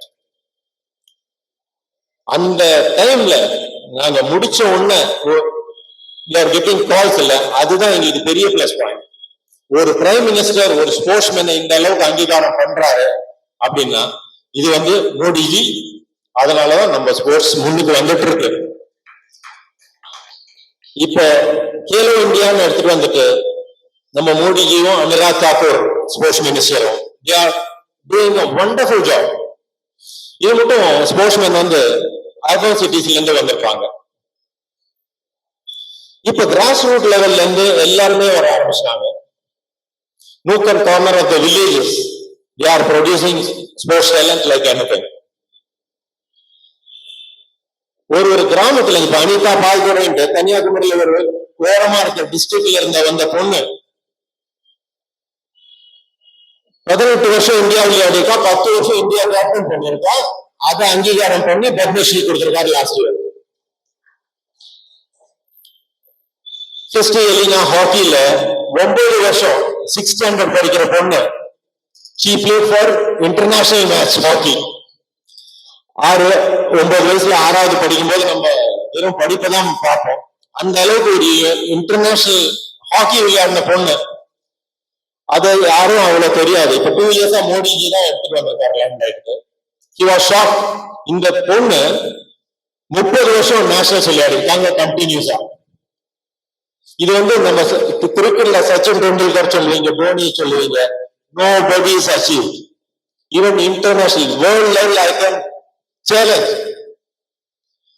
இந்த 9 வயசுல ஒரு சீனியர் இன்டர்நேஷனல் டோர்னமெண்ட் ஃபாரின் போய் விளையாடினது வேர்ல்டுலயே யாருமே இல்லை. அதெல்லாம் மோடிஜியோட பார்வைக்கு வந்து வெளிவந்ததுனாலதான் எல்லாருக்கும் தெரியுது. சிந்து, மேரிகம் எல்லாமே ஒரு 3 வேளை ஃபுல் டைம் சாப்பிடுற கம்ஃபர்டபுள் ஸ்போர்ட்ஸ் சாப்பாடு சாப்பிட முடியாத அளவுக்கு இருந்தவங்க now they are the limelight of India. இதெல்லாம் மோடிஜியால கொண்டு வந்தது. இல்லைன்னா இவங்க எல்லாம் தெரியாமலே போயிருப்பாங்க. இப்ப every throughout the countries knows them and throughout the world knows them. இவ்வளவுக்கு அப்புறம் ஒரு ஆஸ்திரேலியாவில் இங்கிலாந்துலயும் they are calling this Elena and Anita for their countries. இதெல்லாம் எதுக்கு சொல்றேன்னா இதெல்லாம் மோடிஜியால வந்தது. நம்மள வந்து ஃபாரின் கண்ட்ரிஸ் வந்து ஒரு பெரிய பொருட்டா யோசிக்க மாட்டாங்க. இப்ப வந்து ஆஸ்திரேலியா, ஜெர்மன் அண்ட் இங்கிலாந்துல they are calling our sportsmen to play there and come and settle over there அப்படின்னு சொல்ற அளவுக்கு அவங்களோட டேலண்ட் இருக்கு. அந்த டேலண்ட்டை வெளிப்படுத்தி இருக்கிறது நம்ம மோடிஜியும் அண்ணாமலைஜியும். மோடிஜி இந்த அளவுக்கு 9 வருஷத்துல பண்ணது எல்லாருக்குமே தெரியும். எல்லாரும் உங்களுக்கு எல்லாம் தெரியாதது ஒண்ணு நான் சொல்றேன். அது நான் சொன்ன உடனே நீங்க சொல்லுங்க. மோடிஜி 9 வருஷமா எக்ஸ்ட்ராடினரியா பண்ணிருக்காரு through out India, through out the world. இந்த கோவிட் டைம்ல எல்லாம் அவசரம் பண்ணிருக்காரு. பட் தமிழ்நாடுக்கு ஒரு பெரிய நிறைய பண்ணிருக்காரு. தமிழ்நாடுக்கு ஒரு பெரிய இம்பார்ட்டன்ட் விஷயம் நம்ம மோடிஜி பண்ணிருக்காரு. நான் ஒரு 1 மினிட் கொடுக்குறேன். உங்களுக்கு ஏதாவது ஒரு க்ளூ இருக்குமா? இங்க இருக்கவங்க எல்லாருக்கும்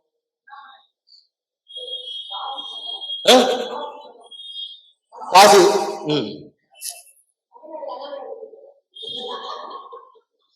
கரெக்ட். நான் சொல்ல நினைச்சேன் இது எல்லா இடத்துலயும், இன்னும் சொல்ல ஆரம்பிக்கல, இப்பதான் சொல்றேன். மோடிஜி 9ஆண்டு கால சாதனையில தமிழ்நாடுக்கு நிறைய பண்ணிருக்காரு. ஆனா தமிழ்நாடுக்கு பண்ணிருக்க 100% ஒரு மகத்தானது பண்ணிருக்காருன்னா அது என்னோட அண்ணாமலைய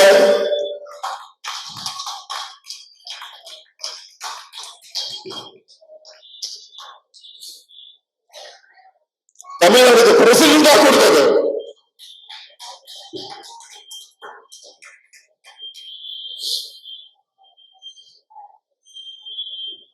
சாரி, ஐ எம் எமோஷனல்.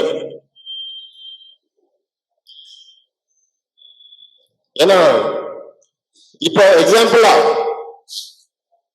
இந்த ஜென்டில்மேன் மாதிரி, சாரி இந்த முதல்வன் மாதிரி யாராவது ஒரு நாள் வந்து பிஎம் நடிகன்னு என்ன கூப்பிட்டா மேபி நான் நடிக்கலாம். ஒரு சிஎம் நடிக்க கூப்பிட்டா நடிக்கலாம்.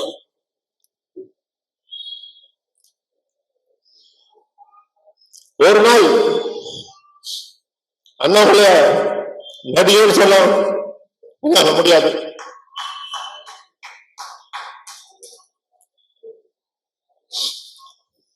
ஏன்னா உங்களுக்கு எல்லாம் தெரியும், he's a one man, one lion show is running in Tamil. அவர் தூங்குறது எப்போ, எந்திரிக்கிறது எப்போன்னு தெரியாது. But on the top of it ஒரு 1,00,000 மிஷின்களுக்கு நடுவில் ஒரு நிமிடம் எல்லாத்தையும் எதிர்த்துட்டு இருக்காரு. எதுக்கு? ஒரு கிளீன் தமிழ்நாடு, கிளீன் இந்தியா எடுத்துட்டு வரதுக்கு.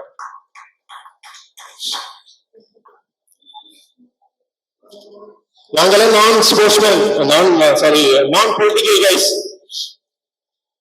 பட் இது மட்டும் எந்த ஸ்போர்ட்ஸ்மேனும் எந்த பொலிட்டிக்கல் லீடரை பத்தி பிரேஸ் பண்ணி எனக்கு தெரிஞ்சு யாரும் பண்ணதில்லை. இப்ப எல்லா ஸ்போர்ட்ஸ்மேனும் not only Tamil Nadu, throughout India, even throughout world, even people from Germany, US and Singapore, my friends are calling and praising like anything. Annamalai Prabhu, after a long time, ஒரு பொலிட்டிக்கல் கிளீனர் கொடுத்திருக்காரு மோடிஜி. மோடிஜி அண்ணாமலை ஸ்போர்ட்ஸுக்கு ரொம்ப இன்ட்ரெஸ்ட் கொடுத்து enthusiasm கொடுத்துட்டு இருக்காரு. இப்ப on the top of it எங்க பயணம் போனாலும் எங்கே போனாலும் மார்னிங் 5 to 6, 5:30 to 6 யோகா பண்ணாம இன்னைக்கும் இருக்க மாட்டாரு. பிகாஸ் ஆஃப் தட் அவரு இந்த அளவுக்கு பண்ண முடியுது. So I don't want to take your more time.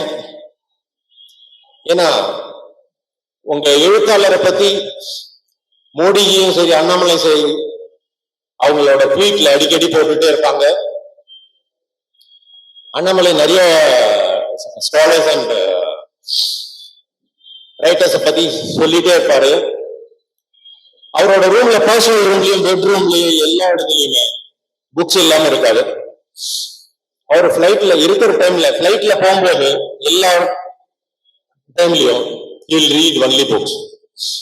கண்டிப்பா இந்த 9 லட்சுமிகள் கொடுத்த புக்ஸ நான் அண்ணாக்கு கொடுப்பேன். அவரு ஜஸ்ட் லைக் தட் மத்த பொலிட்டிஷியன் மாதிரி வாங்கி வச்சுட்டு போற மனிதர் இல்ல. அவர் எல்லாத்தையும் go through பண்ணிட்டு he'll give the feedback to me and media and tweet also. So once again, I am pleasure to be here.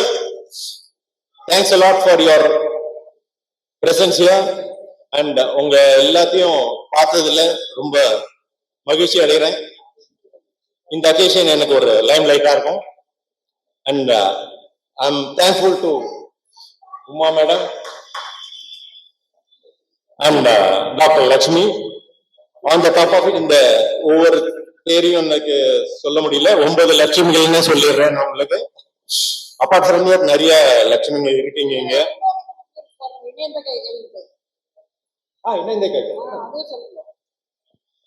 இணைந்த கைகள் அது வந்து இங்க எந்த அளவுக்கு இணைஞ்சு இருக்குன்னு நிறைய பார்த்துட்டேன். நான் சொல்றதுக்கு ஒண்ணும் இல்லை, எல்லாமே சார் சொல்லிட்டாரு கம்ப்ளீட்டா. அவர் கொஞ்சம் இன்டரப்ட் ஆயிட்டாரு, இன்னும் சொல்லியிருந்தா இன்னும் நிறைய சொல்லியிருப்பாரு. எனிவே ஹேட்ஸ் ஆஃப் டு ரொம்ப நல்லா சொன்னீங்க சார் எல்லாத்த பத்தியும். அது இந்த ஒரு வெட்டன் பீரியட்லயும் இவ்வளவு எந்தூசியாஸ்டிக்கா நீங்க எல்லாம் இருக்கிறது really I am happy. And இது நானும் மட்டும் இல்ல, நம்ம பிரதமரும் லைக் பண்ணுவாரு. இனிமே I am taking this book, tomorrow I am going to Delhi. நான் கண்டிப்பா பிரதமரை பார்த்தேன், இதுல கொடுக்குறேன் எல்லாத்தையும். நன்றி, தேங்க்யூ வெரி மச். புருஷோத்தமன் அவர்களின் உணர்ச்சிகரமான பேச்சினை கேட்டோம். அடுத்து நம்முடைய பேச வருபவர் நம்முடைய எழுத்தாளர் திருமதி வேதா கோபாலன் அவர்களை ஒரு வார்த்தைகள் பேசுமாறு அன்புடன் அழைக்கிறேன். எதிரில் அமர்ந்திருப்பவர்களுக்கும் என்னுடைய பணிவான நமஸ்காரங்கள். இதுவரைக்கும் ஒரு மீட்டிங்லயும் பேசினதில்ல, எனக்கு பேசி பழக்கம் இல்லை அப்படின்னு சொன்னவர் வார்த்தைக்கு வார்த்தை கைத்தட்டல் வாங்கினாரு. ரொம்ப பேசி பழக்கம் இருக்கிறனா எவ்வளவு சொதப்ப போறேன்னு நீங்க இப்ப பார்க்க போறீங்க. இந்த காலேஜ்ல எல்லாம் பேச போனா என்ன பண்ணுவோம்னாக்கா, யூஸ்வலா காலேஜ் உடனே ஒரு ஸ்பீச் ப்ரிப்பேர் பண்ணிப்போம். ஆனா we see that 5 நிமிஷத்துக்கு ஒரு தடவை ரஜினி, கமல், இவங்க பேர்லாம், அஜித், விஜய் பேர்லாம் சொன்னோம்னா கண்டிப்பா ஆட்டோமேட்டிக்கா கைத்தட்டல் வரும். அந்த மாதிரி ஜி வந்து இப்போ 5 நிமிஷத்துக்கு ஒரு தடவை அவர் சொன்ன பேர்கள் ஆட்டோமேட்டிக்கா கைத்தட்டல் வாங்கிட்டு, எந்த கமல், ரஜினி, அஜித், விஜய் பேரும் வாங்காத கைத்தட்டல இப்பெல்லாம் மோடிஜி பேரும் அண்ணாமலைஜி பேரும் வாங்க. சோ அதனால வந்து இதனால பேசலனாலும் சேர்த்து வச்சு நம்மளெல்லாம் கவர்ந்து இழுத்துட்டாரு அவரு. சோ அவருக்கு ஒரு பெரிய நமஸ்காரம். ஜியும் ரொம்ப அவர் மேலேயும் எனக்கு பெரிய மரியாதையும் பக்தியும் உண்டு, சிவன்ஜி மேல. அதனால அவருடைய இவங்க எல்லாம் பேசின பிறகு என்னை கூப்பிட்டதான் எனக்கு கோபம். ஏன்னா இப்ப நீ இந்த சூரியன் முன்னாடி 2 விளக்கேற்றி வச்ச மாதிரி இப்ப நான் பேசுறது உங்க முன்னாடி எடுபட போறது இல்லை. 1500 கதைகள் எழுதியிருக்கேன், 40-50 நாவல் செய்திருக்கேன். ஒரு புக் ரிலீஸ் ஃபங்க்ஷன் எனக்கு நடந்ததில்லை இது வரைக்கும், ஒரு முறை கூட, ஒன்று கூட. ஆனா நீங்கள்லாம் பிறந்து வளர்ற போதே இந்த பாண்ட் வித் சில்வர் ஸ்பூன் அப்படின்னு அந்த மாதிரி bond with book release functions நீங்கள்லாம். அது வந்து இதோட அதாவது சிலதெல்லாம் ஈஸியா கிடைச்சிட்டா அதோட அருமை தெரியாதுன்றா. பட் அருமை தெரிஞ்சுக்கங்க, இது அவ்வளவு ஈஸி கிடையாது. அதனால வந்து ஒரு கிரேட் அச்சீவ்மெண்ட் உங்களுக்கு இதெல்லாம். நீங்க you can clap for yourself. இப்படி எல்லாம் எங்க ஸ்பீச்ல கைத்தட்டல் வாங்கினாதான் உண்டு. அதனால வந்து இவங்க வந்து என்கிட்ட ஒரு 2 விஷயம் நான் பேச விரும்புறேன். உமா அபர்ணாவுடைய கண்ணாடி புக்கு, அவங்களுக்கு அதுக்கு அன்புரையும் நான் எழுதியிருக்கேன். ஃபர்ஸ்ட் ஆஃப் ஆல் வந்து ஒரு நான் ரைட்டர்னு நினைச்சுருவா. நேத்து முளைத்த காளான்னு நம்மளா இந்த பெரிய எழுத்தாளர்கள், கொண்டு முளைத்த எழுத்தாளர்களா என்ன காளான் மாதிரி ட்ரீசல் மாதிரி எழுத்தாளர்கள் வராளன்னு சொல்றாளே, அந்த எழுத்தாளர்களோட எழுத்துதான் அந்த ஃப்ரெஷ்னஸும் ஒரு அழகும் ஒரு வித்தியாசமான நடையுமா அவ்வளவு அழகா இருக்கு. இவங்களுடைய கண்ணாடி வந்து ஃபர்ஸ்ட் ஆஃப் ஆல் தலைப்பே ரொம்ப யோசிச்சு அதுக்கெல்லாம் தலைப்பு நீங்க கதைக்கு கூட, அதாவது ராக்கி ரங்கராஜன் சொல்லுவார், எழுத்தாளர் ராக்கி ரங்கராஜன், பெரிய பங்களா கட்டிடலாம், ஒரு குட்டியுண்டா கீக்கிடமா ஒரு வாசல் வச்சேன்னா உள்ள வந்தா எவ்வளவு கஷ்டமா இருக்கும். வாசல் முக்கியம், அதுல தோரணம் முக்கியம், அதுல கோலம் முக்கியம்னு. அது மாதிரி கண்ணாடிங்கிற அந்த டைட்டில்ங்கிறது எவ்வளவு முக்கியம்ன்றது அந்த புக்கை படிக்கிற போது எனக்கு தெரிஞ்சது. ஒரு அறிமுக வரிகள்லயே அவங்க நம்மள உள்ள இழுத்தி போட்டுடுறாங்க. இது வந்து வெர்சட்டாலிட்டி, அதுதான் எனக்கு ரொம்ப சந்தோஷமா இருந்தது. எனக்கு வந்து சின்ன வயசுல அந்த பேர் உண்டு, எல்லா ஜானர்லயும் எழுதியிருக்கா அப்படின்னு என்னுடைய 24வது வயசுல நான் சொல்லுவா. பட் இவங்களுடைய முதல் அட்டம்ப்ட்லயே ஒரே தொகுப்புலயே பேய், நகைச்சுவை, சீரியஸ், சமூக நோக்கு, காதல், சிறுவர் உளவியல், பக்தி, இப்படி எல்லாத்துலயும் ஒரு வெரைட்டி கொடுத்துருக்காங்க. இதை எழுதினா அப்புறமா தான் இதை எழுதினா அப்படின்னு சொன்னா என்னால நம்பவே முடியாது. அப்படி எழுதியிருக்காங்க அவங்க. அடுத்தது அவங்களோட அது இன்னொரு அவங்களோட ஸ்பெஷாலிட்டி, 2 ஸ்பெஷாலிட்டி கவனிச்சேன். அவங்க நேரடியா எப்படின்னு தெரியாது, சாப்பாட்டு ரசிகைன்னா சாப்பாட்டு ரசிகை. ஒரு கதையிலயும் அந்த ரசிச்சு எழுதியிருக்காங்க பாருங்க, அவ்வளவு அழகான சாப்பாட்டு ரசிகை. அதே மாதிரி இன்னொரு ஸ்பெஷாலிட்டி, இந்த ஓ ஹென்ரிய சொல்லுவோம், அன்எக்ஸ்பெக்டட் டேர்னிங்கான ஒரு முடிவு. அப்படியே ஒரு கதை போயிட்டே இருக்கும், தடாமி யூட்டர்ன் எடுத்துரும். அந்த மாதிரி இவங்களோட கதைகள் எல்லாத்துலயுமே ஒரு எதிர்பாராத முடிவு ஒண்ணு பாக்குறேன் நானு. ஒரு நிமிஷம் யோசிச்சு பாருங்க, நம்ம எல்லாரும் பேரண்ட்ஸ், நம்மளோட குழந்தைகள்கிட்ட எத்தனையோ டென்ஷன்ஸ் நம்ம பார்த்திருக்கோம். இவங்களுடைய அர்த்தநாரீஸ்வரர் கதையில நம்ம வாழ்க்கையில யார் வாழ்க்கையிலும் பார்க்காத ஒரு டென்ஷன் ஒரு பேரண்ட்ஸ்க்கு வருது. ஒரு குழந்தை ஆணா இருக்கிற குழந்தை பெண்ணா மாறிட்டு வருது, அது எவ்வளவு பெரிய டென்ஷனா இருக்கும். அதை எப்படி ஒரு அன்னை ஏத்துக்கிறா, அதை எப்படி ஒரு முடிக்கிறா அப்படிங்கிறது ரொம்ப அழகான கதை. பாலினமே எனது விளைவு அப்படின்னு ஒரு ஒரு லைனை எழுதியிருப்பாங்க. அப்படியே ஆடி போயிடுவோம் நம்ம அந்த லைனை படிச்சாக்க. அப்புறம் இருக்கு ஆனா இல்ல அப்படின்னு ஒரு கதை. அதுல ஒரு சில எக்ஸ்பிரஷன்ஸ் எனக்கு ரொம்ப பிடிச்சிருந்தது.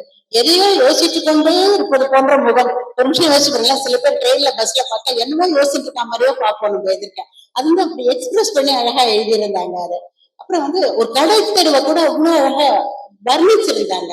அப்புறம் அது ஒரு லைன் ரொம்ப ரசிச்சேன், சூரியன் தன் பொறுப்பை சந்திரனிடம் தந்து விட்டு போனது அப்படின்னு எழுதியிருப்பாங்க. அத வார்த்தால ராத்திரி ஆறுத கல்வி தெய்வம் அப்படின்னு ஒரு கதை. அது ஆனவன் பாரபட்சமின்றி தன் கதிர்களை பரப்பி கொண்டிருந்தான் அப்படின்னு எழுதியிருப்பார்.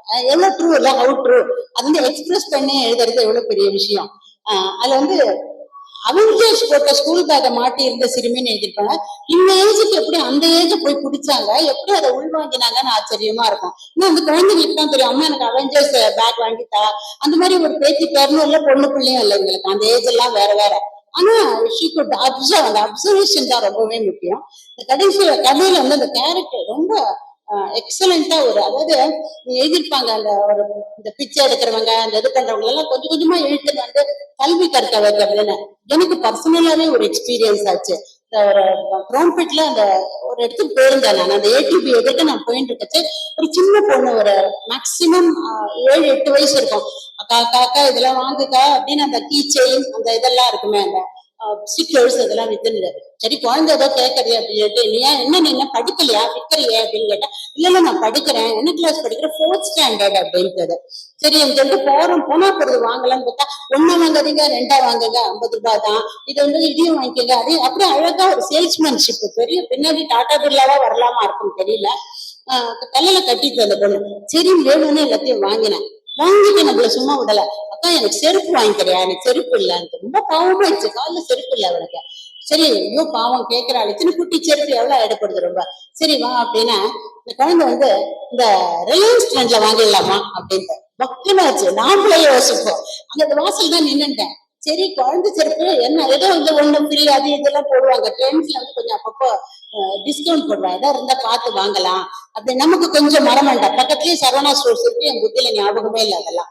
சரி வான் ரிலையன்ஸ் போறதுக்கு முன்னாடி எங்க அம்மாவை கூப்பிடணும். அவ்வளவு நேரம் என்ன சொல்லிட்டு, எங்க அம்மாவுக்கு மார்வலி, அதனால எங்க அம்மா வர முடியாது, அதனாலதான் நான் நிக்கிறேன். எங்க அம்மா கொஞ்சம் கூப்பிட்டு என்னடி மார்வலின்னு சொன்னி அப்படின்னா, இன்னைக்கு சரியா போயிருக்கு, கொஞ்சம் வந்திருக்காங்க அப்படின்ட்டு.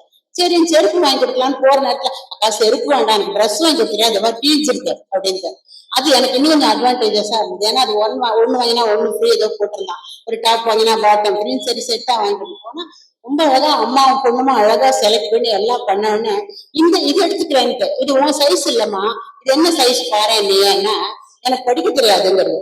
இப்ப எந்த அளவு இந்த குழந்தைகளை ட்ரெயின் பண்ணி 4 4th ஸ்டாண்டர்ட் படிக்கிறேன்னு முதல்ல சொன்ன குழந்தை எனக்கு படிக்க தெரியாது. அந்த மாதிரி குழந்தைகளை மனசுல வச்சுட்டு அந்த அனுபவத்தினால எனக்கு இந்த கல்வி தெய்வம் கதையை ரொம்ப என்ஜாய் பண்ண முடிஞ்சது என்னால.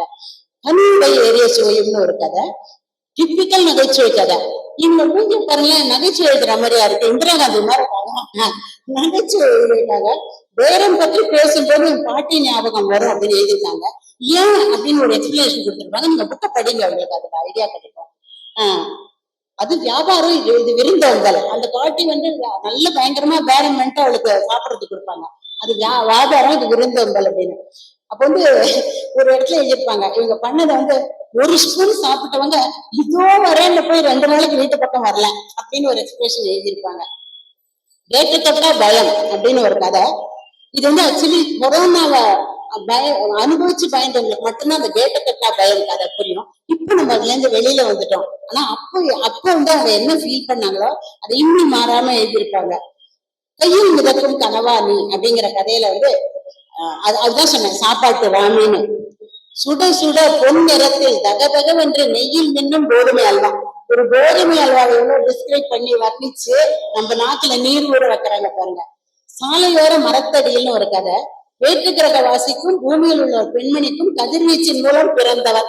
அந்த கற்பனையை உள்ள யாரா இருப்பாங்க, சுஜாதா தான் இப்படிலாம் கற்பனை பண்ணி நான் பார்த்திருக்கேன் நானு. என் பெயர் மியோஜோ. ஞா இல்ல, அந்த நெடில் ஞா போட்டு மியோஜோ. முதல்ல வந்து இந்த பேரு எப்படி யோசிச்சாங்க, எப்படி உங்க மண்டையில அந்த நேம் வந்ததுன்னு ஆச்சரியமா இருந்தது. எக்ஸலண்டா முடிச்சிருப்பாங்க அந்த கதையை. Unbelievably good end. எல்லாத்தையும் நீங்க படிங்க, யூ வில் என்ஜாய். சின்னஞ்சிறு கிளியே கண்ணம்மான்னு ஒரு கதை. அதுல வந்து பட்டாம்பூச்சி மாதிரி இளம் பெண்கள், உற்சாகமான இளைஞர்கள், எக்கச்சக்க லக்கேஜுடன் மெஜஸ்டிக் ரயிலிலையும் போக ஏறும் பயணிகள், நடுத்தர வயது பெண்கள், பார்க்கவே நன்றாக இருக்கும் சூழ்நிலை. அந்த சூழ்நிலை அப்படியே ஒரு நிமிஷத்தை நான் படிக்கிற போது அந்த ஏதோ உங்களுக்கு மெஜஸ்டிக் உங்களுக்கு கண் முன்னாடி வந்து நின்றுச்சு இல்ல, அப்படி கண் முன்னாடி நிறுத்துறாங்க. அந்த சென்றது இனி மேலும்னு ஒரு அற்புதமான கதை. பெஸ்ட் ஸ்டோரி ஆஃப் த தொகுப்புன்னு அதை கேட்டா. வசனங்கள் வந்து அவ்வளவு நல்லா இருக்கு. அதுல ஒரு பெண்மணியோட விஸ்வரூப வளர்ச்சியை அவ்வளவு அழகா எழுதியிருப்பாங்க. அதுல கேரளத்து மங்கையான டீனா, சுந்தர தெலுங்கு பேசும் துளசி, அச்சா என்று அழகாக கண் வைக்கும் சோனியா, கன்னடத்து பைங்கிலி சரோஜா, செந்தமிழ் பேசும் கனிமொழி, அழகான காம்பினேஷன். அப்புறம் மண்டையில் புகழ்போதை ஏறியதுன்னு எழுதியிருப்பாங்க. இப்ப மண்டையில் புகழ்போதை ஏறியதுன்னு யாரு எழுதுவாங்க தெரியுமா?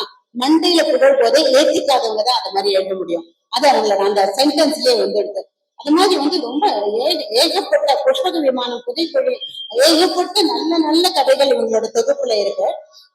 அந்த கடைசியில வந்து அக்ரேனையின் அரசின்னு ஒரு கதை எழுதியிருப்பாங்க. அக்ரேனை என்ன, அக்ரேனையில போய் எப்படி அரசி இருக்க முடியும் அப்படின்னா, நம்ம இந்த அலெக்சா சிரி எல்லாம் பாக்குறோம்ல, அந்த கேரக்டர் வச்சு எழுதியிருப்பாங்க. சோ இவங்களோட அந்த தொகுப்பை மிஸ் பண்ணாம எல்லாரும் படிங்க, படிச்சுட்டு அவங்களுக்கு ஃபீட்பேக் கொடுங்க. இப்ப நான் ஆக்சுவலி பேச வந்திருக்கிற புக் வந்து இந்த கவின் கலைகள் தான். கவின் கலைகள் வந்து கர்நாடக சங்கீதம். முதல்ல நினைச்ச கர்நாடக சங்கீதத்தை பத்தி நம்ம எண்ணத்தை புதுசா சொல்லிட போறாங்க ஜெயந்தி பத்ரி. சும்மா பாப்போமே, டெஃபினட்டா ஒண்ணும் நமக்கு தெரியாத சொல்ல முடியாது அப்படின்னு நினைச்சா எடுப்புல இருந்து எனக்கு தெரியாத விஷயங்களாதான் சொன்னாங்க. அது அவ்வளோ நல்லா ஒரு ரொம்ப அந்த பிளாட்டே அந்த சங்கீதத்தை பத்தி சொல்லும் போது கட்டுரை மாதிரி அமைஞ்சிடும். சில சமயத்துல படிக்கிற அளவுக்கு கொட்டாவி வராதபடி இவங்க என்ன பண்ணிருப்பாங்க, ஒருத்தர் வந்து அந்த இதுக்காக போறார் ட்ரெயின்ல, அவரோட சமையல்காரர் கூட வர, குழந்தைக்கு உங்களுக்கும் ஒரு இன்ட்ராக்ஷன் பத்தியும் அந்த ராகங்களை அவ்வளவு அழகா அந்த பொண்ணு டக்கு டக்குன்னு கனெக்ட் பண்ணும். வசந்தால பாடுனோட இது மின்சார கண்ணா பாட்டு தானே, பெரியவாழ்க்கெல்லாம் அவ்வளவு பேசக்கூடாது அப்படின்னு நம்மளையும் இன்வால்வ் பண்ணி, ஏன்னா நான் அந்த கேரக்டர் தான். இது எந்த பாட்டை கேட்டாலும் இந்த சினிமா பாட்டு அப்படின்னு தான் கனெக்ட் பண்ண தெரியும். சோ என்ன மாதிரி ஒரு சிறுமியை வச்சு கதையை நகர்த்திருக்காங்க. அது ரொம்ப இன்ட்ரெஸ்டிங்கா பண்ணிருக்காங்க அவங்க. அது மாதிரி வில்லுப்பாட்டு, அதாவது வில்லுப்பாட்டோட ஆரிஜின் அவ்வளவு சூப்பரா இருந்தது. நமக்கு எவ்வளவு தெரியாத விஷயம். எனக்கு சுப்பராமன் சார் ரொம்ப ரொம்ப ரொம்ப ஃப்ரெண்ட். அவருடைய நிறைய பேட்டி பண்ணிருக்கேன். குமுதத்துக்காக அட்டைப்பட கட்டுரை ஃபுல் இஷ்யூவே அவர் பண்ணிருக்கார். நாங்க கோஆர்டினேட் பண்ணிருக்கோம், நானும் என் ஹஸ்பண்ட் பாமா கோபாலனும். அந்த வில்லுப்பாட்டு எப்படி ஆரிஜின் அவர் சொல்லியிருக்காரு எங்களுக்கு. பட் அது அவ்வளவு அழகா என்ன எதுக்கு வில்லு என்ன, அதுல வேற ரொம்ப குடும்பத்தன்னா அபர்ணா கேரக்டரோட பேரு அபர்ணான்னு வச்சிருக்காங்க. அதாவது வில்லு எதுக்குங்கன்னா, ராமரா வரப்புற ஒரு ராமரையும் காண இங்க அப்படின்னு சொல்லி அது ஏன் வில்லு, இந்த ஆமான்றது ஏன் வந்ததுங்கிறது எவ்வளவு அழகா சொல்லியிருப்பாங்க.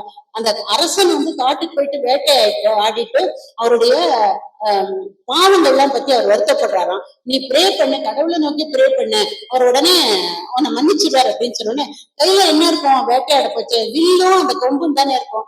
அதை வச்சுட்டு வில்லடிச்சு இவர் ஒரு நாள் எடுத்தோடனே கந்தனத்தோம்னா ஆமா அப்படின்னு அரசு சுற்றி இருக்கிறவங்க என்ன பண்ணுவாங்க, ஆமாதான் போடுவாங்க. இப்ப மட்டும் கொஞ்சம் மாறுதல் வந்துட்டு பார்ப்போம்.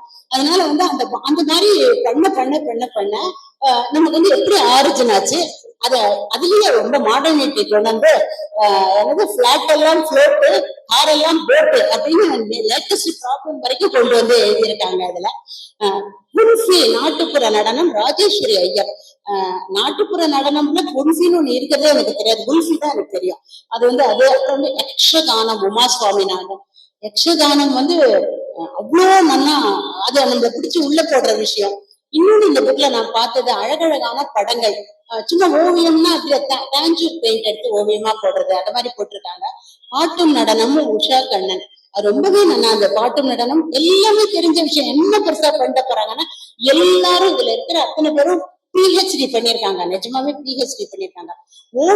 ஓவியம் பத்தி எப்படிலாம் வித்தியாசமா வனஜா மேடம் வந்து, வனஜா முத்துகிருஷ்ணன் எவ்வளவு வித்தியாசமா ஓவியம் பத்தி எழுத முடியுமா அப்படிலாம். சாக்கியார் கூத்து எல்லாம் ரொம்ப ரிசர்ச் பண்ண வேண்டிய விஷயம் இல்ல. இவ்வளவு விஷயத்த ரிசர்ச் முதல்ல இந்த டாபிக்ல புக்கு கொண்டு வரலாங்கிற அந்த தாட்டுக்கே ஒரு கங்க்ராச்சுலேஷன்ஸ். இந்த கும்மியை பத்தி ரொம்ப அழகா சொல்லியிருக்காங்க. ஏன் கும்மின்றது வந்ததுனாக்கா, அப்பெல்லாம் இன்ஸ்ட்ருமெண்ட்ஸ் இல்ல, சோ தாள லயம் ஒன்னு கையாலே தாளம் போட்டு ஆடினாங்க. அப்புறம் அதுவே கோலாட்டமா இவால்வ் ஆச்சுங்கிறத எழுதியிருக்காங்க.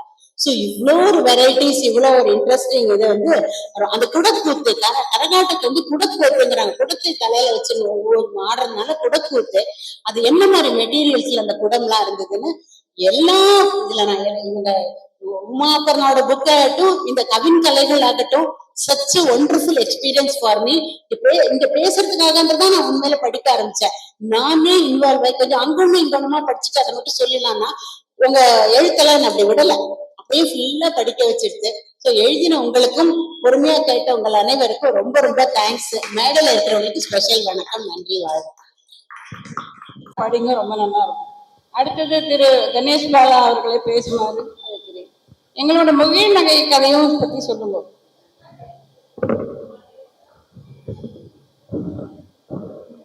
வணக்கம். மேடையில் அமர்ந்திருக்கும் உங்களுக்கும், எதிரிலிருந்து எங்களை உற்சாகப்படுத்திக் கொண்டிருக்கும் உங்களுக்கும் அனைவருக்கும் வணக்கம்.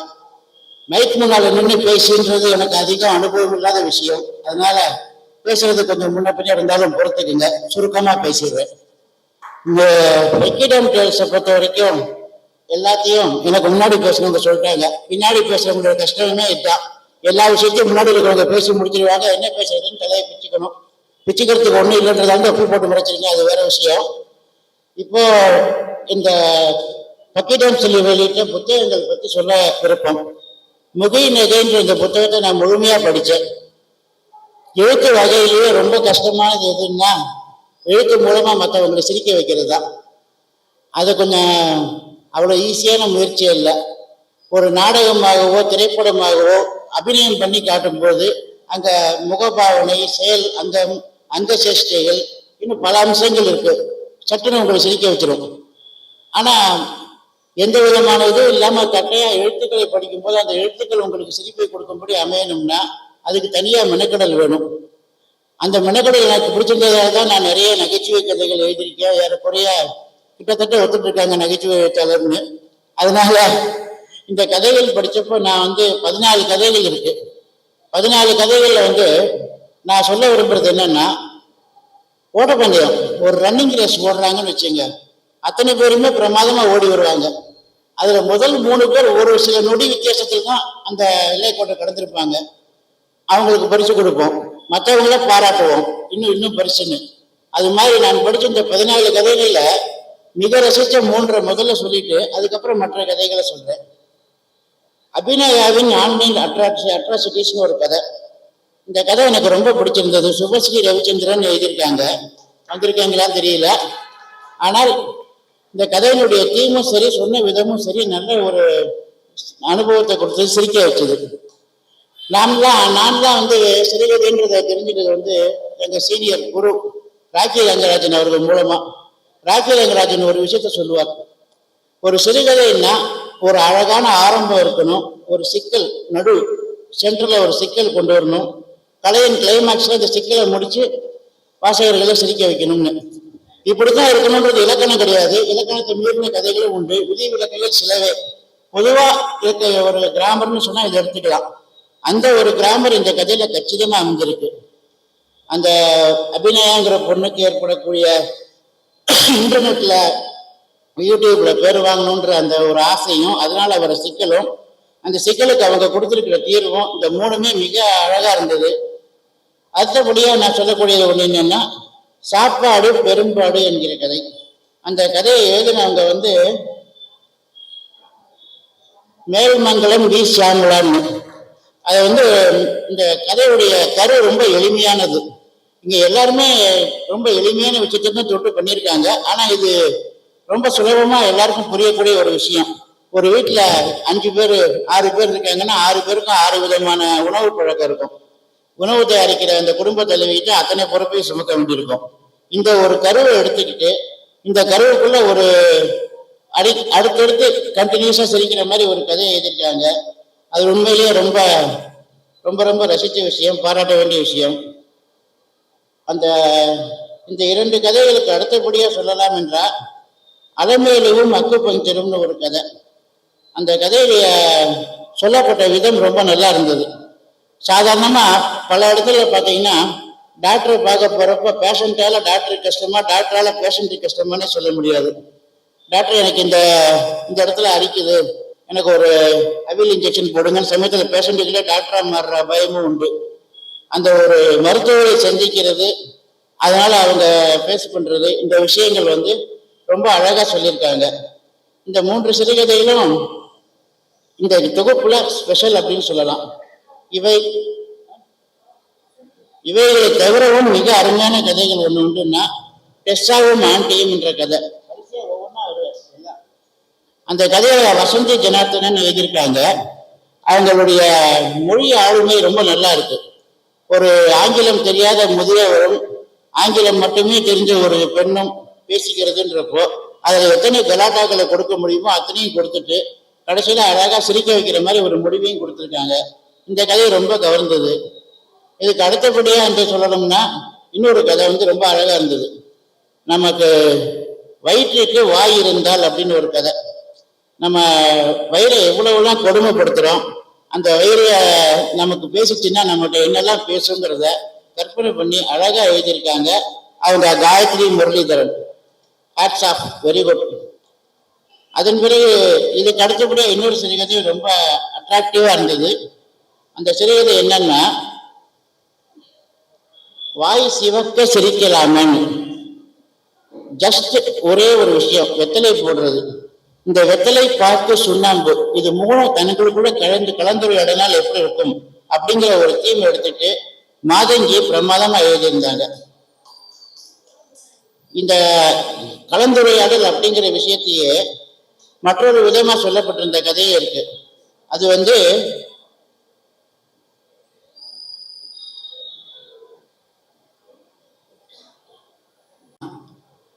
இன்னொரு அழகா சொல்லப்பட்ட கதைன்னா நண்பர்கள் நாங்கள்ன்றது.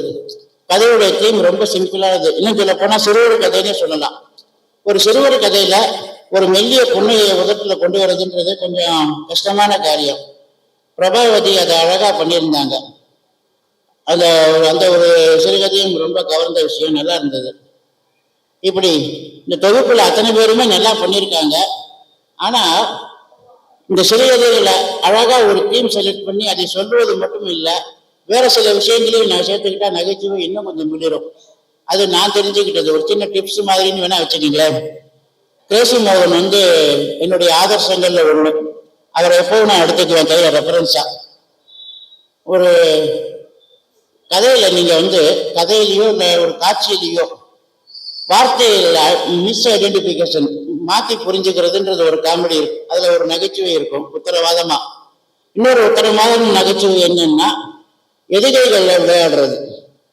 எளிய உதாரணம் சொன்னா இந்த ரெண்டுமே உங்களுக்கு அண்டர்ஸ்டாண்ட் ஆயிடும். சில சினிமா மூலமாவோ டிவிலையோ இல்லை யூடியூப் கிளிப்லையோ நீங்க பார்க்காம இருந்திருக்க மாட்டீங்க. பஞ்சதந்திரம்னு ஒரு படம். கமலஹாசனா ஒரு ஃப்ரெண்ட்ஸும் வரும்போது போலீஸ் மறிப்பாங்க, என்கொயரி பண்ணுவாங்க. அந்த சீன்ல டயலாக் பார்த்தீங்கன்னா முன்னாடி பின்னாடி என்ன இருந்தது, கண்ணாடி, இப்படி இந்த ஒரே எதிரில வர வார்த்தைகளை வச்சு ஒரு 2 நிமிஷம் நான் ஸ்டாப்பா சொல்லிக்க வச்சிருப்பாரு. அது பத்திரிகை இந்த பேப்பர் எழுத்துலையும் பயன்படும். இந்த மாதிரி வார்த்தை விளையாட்டை அதை கையாண்டீங்கன்னா உத்தரவாதமா அது படிக்கிறவங்களையும் சிரிக்க வைக்கும். இது ஒண்ணு. 2வது என்னன்னா இந்த வார்த்தையில குழப்பம். அந்த வியட்நாம் காலனின்னு ஒரு படம், நீங்க எத்தனை பேர் பார்த்திருப்பீங்க தெரியாது. கவுண்டமணியும் பிரபுவும் வீடு பார்க்க போவாங்க. புரோக்கர் அனுப்பினான்னு சொன்னோடனே மனோரமா என்ன புரிஞ்சுக்குவாங்க, பொண்ணு பார்க்க வந்திருக்காங்க, புரோக்கர் அனுப்பியிருக்கான்ட்டு. இந்த அடையாள குழப்பத்துல அவங்க பேசுற வார்த்தைகள் நிச்சயமா சிரிக்க வைக்கும். இந்த மாதிரி சிச்சுவேஷன் அமைச்சுக்கிட்டு அப்ப கவுண்டமணி சொல்லுவாரு, நாங்க எதுக்காக வந்திருக்கோம்னு சொல்றதுக்கு முன்னாடி அதுக்காக வந்திருக்கோம் நீங்க நினைச்சிட்டீங்க. நீங்க அதுக்காக வந்திருக்கோம்னு நினைச்சதால நான் எதுக்காக வந்திருக்கோம்னு சொல்லாம இருக்க முடியாது. உண்மையில நான் எதுக்காக வந்திருக்கேன்னு ஆரம்பிச்சு ஒரு 2 நிமிஷம் பேசுவாரு. இந்த வார்த்தை குழப்பம் உத்தரவாத தேர்தலையும் அல்லது டிவியில பார்த்தாலும் எங்க பார்த்தாலும் நிச்சயமா சிரிக்க வைக்கக்கூடியது. இந்த மாதிரி விஷயங்களை நீங்க நகைச்சுவை கதைகளை எழுதும்போது தாராளமா கையாளலாம். ஸோ இவையெல்லாம் செஞ்சீங்கன்னா வரும் நாட்கள்ல நிச்சயமா இன்னும் உங்கள் கதைகள் மெருகேறும். இதை எழுதின அத்தனை பேருமே தொடர்ந்து விடாமல் முயற்சிக்கணும்ன்றதுதான் என்னுடைய ஆசை, வாழ்த்துக்கள். அப்புறம் குறிப்பிட்டு சொல்ல வேண்டிய இன்னொரு விஷயம், முக்கியமான விஷயம் என்னன்னா, உமாபரணாவுடைய கண்ணாடி புத்தகம். கண்ணாடி புத்தகத்தை பத்தி நான் சொல்றதுக்கு எதுவும் இல்லாத அளவுக்கு வேதாத்மா அலசிட்டாங்க. ஆனா அங்க சொல்றதுக்கு எனக்கு ஒரு விஷயம் இருக்கு. உமாபரணா என்ன ஒரு மூத்த சகோதரனா மதிச்சோ இல்ல சீனியர் எழுத்தாளர் மதிச்சோ ஏதோ ஒரு வகையில அது என்னவா மதிக்கிறாங்கன்னு அவங்களே கேட்டுக்கீங்க. சில கதைகள் எழுதினவுடனே என்கிட்ட கருத்து கேட்பாங்க அனுப்பி வச்சு. என்னை பொறுத்த வரைக்கும் யாராவது தப்பு தவறி கருத்து கேட்டாங்கன்னா ஸ்ட்ரைட்டா போட்டு தேங்காய் உடைக்கிறது தான் வழக்கம். இதுக்கு ரொம்ப சுமார் தேராது, நீங்க இன்னும் வேற விதமா எழுது. ஒரு சில கதைகள் படிக்கும் போதே சொல்றேன், பிரமாதமா ஒரு இது உனக்கு பேர் வாங்கி தரும்னு. அப்படியான ஒரு கதை கண்ணாடியில பாத்தீங்கன்னா சென்றதினி மீளும்னு கதை. ஒரு அழகான தீம். நிச்சயமா இந்த கதை உனக்கு ஒரு நல்ல கிரெடிட் வாங்கி கொடுக்கும்னு படிச்ச உடனே மாட்ட சொன்னேன். ஒரு முதிய பெண், 50க்கு முதியன்னா இப்ப நம்ம காலத்துல ஒரு முதிர்ந்தன்னு கிடையாது, 50 வயது தாண்டியவன் வச்சுக்கலாம். மெச்சூர்டு சொல்லலாமா, அதுக்கு என்ன தமிழ் தெரியல, முதிர்ந்தன்னு சொல்ல வேண்டியிருக்கு. மெச்சூர்டுங்கிறத வயதை வச்சு சொல்லல. அவங்க பின்னாடி பாக்குறாங்க தான் திரும்பி வந்த வாழ்க்கைய என்ன செஞ்சிருக்கோம்னு. தன்னுடைய விருப்பத்தை தனக்காக என்ன செஞ்சுட்டோம்னு யோசிக்கிறா. திரும்பி பார்த்தா ஒண்ணுமே இல்லை. மாத்தி மாத்தி புருஷங்காரன் அதை இதை செய்யுறது, அவனுக்கு சமைச்சு கொடுக்கறது, பிள்ளைங்களை கவனிக்கிறது, இப்படி இருந்திருக்கோமேன்ட்டு நமக்காக கொஞ்சம் வாழ்ந்தா என்னன்னு முடிவெடுத்து டைவர்ஸ் கேட்கறா. எல்லாரும் திட்டுறாங்க, இத்தனை வயசுக்கு மேலேயே உனக்கு பைத்தியம் பிடிச்சிருச்சுன்னு. பிடிவாதமா இருந்து விலகி போறா. விலகி போன அந்த பெண்மணி என்ன செய்யறான்னா, தான் அறிந்த கலையை, சமையல் கலையை யூடியூப்ல ஷேர் பண்றாங்க. அதுக்கு ஏகப்பட்ட வியூவர்ஸ். ஒரு நாவல் எழுதுறாங்க, அந்த நாவல் பரிசு வாங்குது. அதையெல்லாம் டிவியில பாக்குற அவருடைய ஹஸ்பண்ட் நினைச்சு பாக்குறா, தான் எப்படி இருக்கோம் இப்போ, அவர் இருந்தப்போ எப்படி இருக்கோன்றது. இவ்வளவுதான் கதை. இந்த கதையுடைய கருப்பொருளும் அது சொன்ன விதமும் பிரமாதமா இருந்தது. நம்ம ஸ்டார் சொன்ன மாதிரி நிறைய பேரை எழுத வச்சுட்டு இருக்காங்க. அது அவங்க அந்த நாவல்ல நாய்க்கு பரிசு வாங்கின மாதிரி உங்களுக்கு சிலரை பரிசு வாங்க வைக்கவும் வாய்ப்பு இருக்கு, நீங்கள் பரிசு பெறவும் வாய்ப்பு இருக்கு. அதுக்கு வாழ்த்துறேன். அதுக்காக என்னுடைய விஷயத்தை இப்பவே சொல்லிக்கிறேன். இன்னொரு கதை புஷ்பக விமானம். ஆராய்ச்சியாளரால் ஒரு பெண்ணுக்கு வரக்கூடிய பிரமையும் அந்த புஷ்பக விமானம் அடிக்கடி அவ கனவுல வர்றதும் அதுக்கு என்ன சால்வேஷன்ங்கிறதையும் மிக அழகா சொல்லியிருப்பாங்க. அந்த கதையும் ஒரு நல்ல ஒரு சமாச்சாரம். அதை நீங்க கண்ணாடி படிச்சு ரசிக்கலாம். இந்த தொகுப்புல இல்லாத இன்னொரு கதையை, 3வது கதையை நான் ரொம்ப பாராட்டினது உண்டு, உமாவுடையது. அது டைட்டில் மறந்து போச்சு. ஒரு குண்டு பெண், அவ குண்டா இருக்கிறதாலேயே என்னென்ன ப்ராப்ளம்ஸ் ஃபேஸ் பண்றா, அதை முறியடிச்சு எப்படி ஜெயிக்கிறான்றது. சாகா வரன்றது. அதுக்கு அந்த தலைப்பை கொடுத்தது எழுத்தாளர் இந்துமதி, என்னை விட சீனியர், கதை ரசனையும் எழுத்து திறமையும் உள்ளவங்க. அந்த ஒரு சிறுகதையை மிக அற்புதம் அமைஞ்சது. ஆகையினால இந்த கதைகளை, இந்த புத்தகங்களை எழுதியிருக்க உங்கள் அத்தனை பேரையும் பிளஸ் உமாபரணாவையும் சேர்த்து கீப் ரைட்டிங், மிக சிறப்பாக எழுதியிருக்கீங்க. தொடர்ந்து செயல்படுங்கள்னு வாழ்த்துறேன். ரிட்டையர்மெண்ட் இல்லாத ஒரு ஃபீல்டு எதுன்னா அது எழுத்துத்துறை தான். விளையாட்டுல ஒரு தகுதி, ஒரு பீரியடுக்கு அப்புறம் ஓய்வு பெறணும். சினிமா நடிகனுக்கு ஒரு வயதுக்கு மேல ரிட்டையர்மெண்ட் ஆகும். கடைசி நாள் வரைக்கும் எழுதக்கூடிய ஒரே ஒரு துறைனா எழுத்துத்துறை தான். அந்த துறையில நீங்க எல்லாரும் தொடர்ந்து எழுதி பெற வாழ்த்துறேன். நன்றி, வணக்கம். சார், உங்களோட அறிவுரையை கேட்டுட்டு நாங்க இன்னும் கொஞ்சம் மேலும் மேலும் எங்களை வளர்த்துக்கிறோம். ரொம்ப நன்றி. அடுத்தது திருமதி ஜெயந்தி நாகராஜன் அவர்களை ஒரு சில வார்த்தைகள் பேசுமாறு அன்புடன் அழைக்கிறேன். வணக்கத்தை தெரிவித்துக் கொள்கிறேன். எப்பவுமே கடைசியா பேசுறது ரொம்ப ஒரு பக்கம் அட்வான்டேஜ், ஒரு பக்கம் டிஸ்அட்வான்டேஜ். அட்வான்டேஜ் என்னன்னு சொன்னா, நான் என்னெல்லாம் பேச்சு நினைச்சாலும் அதெல்லாம் அவங்க பேசிட்டாங்கன்னு சொல்லி அதை தப்பிச்சுக்கலாம், விஷயமே தெரியாம வந்து உட்காந்துக்கலாம், தைரியமா வந்து உட்காந்துடலாம். டிஸ்அட்வான்டேஜ் என்னன்னு சொன்னா, எல்லாருக்கும் நேரம் அப்படியே பறக்கிறது. இப்பதான் அவங்க பசிக்கும், இப்பதான் எல்லாம் கிடைக்கும், எல்லாம் நல்லா நடக்கும். இருந்தாலும் வந்தாச்சு, ஒரு சீஃப் கெஸ்டா வந்தாச்சு, நம்ம பேசி ஆக வேண்டியது என் கடமை, கேட்க வேண்டியது உங்க கடமை. அதனால தயவு செஞ்சு பொறுத்துடுவாங்க. நான் சீக்கிரம் முடிச்சிருவேன். பேச்சுக்கிடமேதடி நீ பெண் குலத்தின் வெற்றியடி, ஆச்சரிய மாயடி நீ எந்த ஆசை குமரியடி அப்படின்னு பாரதியார் பெண்ணை போற்றி பாடியிருக்கிறார். அதுக்கப்புறம் ஞானசம்பந்த பெருமான் சொல்கிறார், பெண்ணுக்கு அல்லாதோடு பெருந்தகை இருந்தது அப்படின்னு இறைவனையும் இறைவியையும் சேர்த்து ஞானசம்பந்த பெருமான் பார்த்து பரவசப்பட்டிருக்கிறார். ஆக பெண் என்று இந்த உலகம் இல்லை, அது நமக்கு நல்லா தெரியுது. அதனால இந்த பெண்கள்லாம் சேர்ந்து இருந்து ஒரு அருமையான நிகழ்ச்சியை நடத்திட்டு பார்க்கும்போது ரொம்ப மகிழ்ச்சியா இருக்கு. இதுல ஒரு குறிப்பிட்டு சொல்லணும்னு சொன்னா ஒரு விஷயம் சொல்லணும். ஐயப்பன் சன்னதியில சிவனோட முன்னிலையில பரம்பொருள் புருஷோத்தமன் தாமரை மணாளனுடைய அருகில் இருக்க, வேகம் உடன் இருக்க, வெற்றி நான் தான் ஜெயந்தி பக்கத்துல இருக்க, பிள்ளை கணேஷ் பாலாவும் அருமையாக இருந்து ரசிக்க, இந்த பிளாட்டினம் கேர்ள்ஸோட ஒரு புத்தக வெளியீட்டு விழா அம்சமா ரொம்ப அழகா நடந்தது. அதற்கு ரொம்ப நன்றி. இந்த கூட்டணி நிச்சயம் வெற்றி கூட்டணி தான், சந்தேகமே இல்லை. இலக்கிய தடாகத்துல பேக்கெட்டர்ஸ் அந்த தாமரை கண்டிப்பா மலரும் மலரும் மலரும் அப்படின்னு சொல்லிட்டு நான் வந்து எல்லாரும் புக்கை பத்தி பேசிட்டாங்கப்பா. நான் அந்த புக்குக்குள்ள போக விரும்பல. ஒரு பாட்டு மட்டும் பாடிட்டு அந்த இன்னொரு புத்தகம் இருக்கு சார் பரணி சார், இந்த புத்தகத்தை பத்தி ஒரு சில வார்த்தைகள் சொல்லிட்டு என்னோட உரையை நான் முடிச்சுக்க போறேன். இந்த நிறுவனத்தை பத்தி என்ன புத்தகத்தை பத்தி எல்லாரும் சொல்லியாச்சு, மேடம் பேசியாச்சு, எல்லாரும் பேசியாச்சு. ஒரு நிறுவனம் இல்லாம இந்த புத்தகம் வெளியீட்டு நடக்காது. வீட்டை கட்டிப்பார், கல்யாணம் பண்ணிப்பார், புக்கு வெளியீட்டு பண்ணிப்பார் சொல்றது உண்டு. மேடம் சொன்ன கருத்து எனக்கு உடன்பாடு உண்டு. நான் 75 புக்கு மேல எழுதியிருக்கேன். ஒரு புத்தகம் கூட வெளியீட்டு பண்ணது கிடையாது. எனக்கு அதுல வந்து வாய்ப்பும் கிடைக்கல, அதை பத்தி நான் நினைச்சும் பார்க்கல. ஆக மட்டும் அது பாட்டு எழுதிட்டு இருக்கும், அது பாட்டு புக்கு வந்துட்டு இருக்கும்.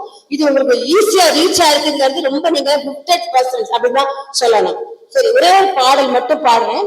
இது வந்து நாகூர் அனிஃபா பாடிய மெட்டில நான் எழுதின பாட்டு.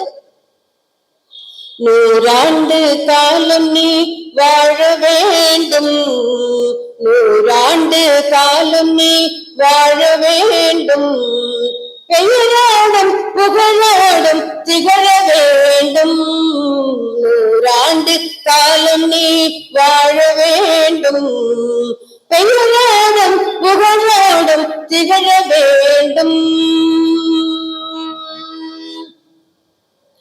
மகள் போட்டு வித்தன்று நன்கு, லக்ஷ்மி பிரியா போட்டு வித்தன்று நன்கு, நல்ல விஷமாக வளர்ந்தது இன்று, அன்பு காட்டி நின்றாய் அதிக உழைப்பை ஈந்தாய், அன்பு காட்டி நின்றாய் அதிக உழைப்பை ஈந்தாய், பதிப்புலகில் பெரிய பெயர் பெற்று மகிழ்ந்தாய்,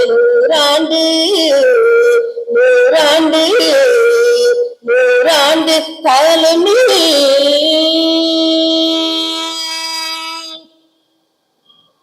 பாக்கித்தான் பேசும் பெயர் கொண்டு மகிழ்ந்தாய், அழகான நூல் பண்ண தந்தாய், அறிவை பெருக்க செய்தாய் ஆர்வம் காட்டி உயர்ந்தாய், அறிவை பெருக்க செய்தாய் ஆர்வம் காட்டி உயர்ந்தாய், பதிப்புலகில் பெரிய பெயர் பெற்று மகிழ்ந்தாய், 100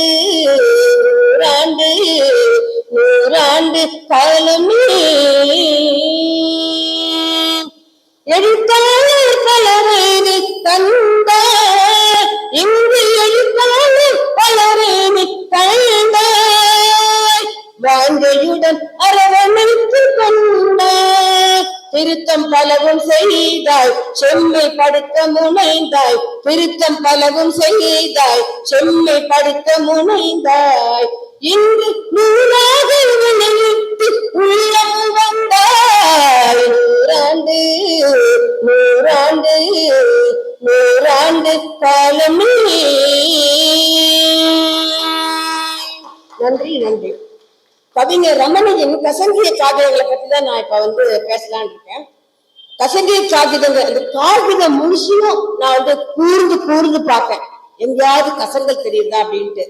கண்ணிலேயே படல. சிறு சிறு கவிதைகள் படிக்க படிக்க சுவையை கூட்டுகிறது, தலைப்புகள் நம்மை மலைக்க வைக்கின்றது, கனவுகள், விழியின் மொழி, காட்சி பிழை, திசை மாறிய பறை, சினிமா பேர்ல கூட அழகா வரிசையா வருது அதுல என்று பல தலைப்புகள் நம்மை அசத்துகிறது. கவிதை அப்படின்னா என்ன சொல்லுவோம்னா, உள்ளத்தில் உள்ளது கவிதை, அதுதான் கவிதை. அப்படி பார்க்கும்போது இவர் உள்ளத்தில் என்னெல்லாம் உதிச்சிருக்கோ அதெல்லாம் கவிதையா சொல்லியிருக்காரு.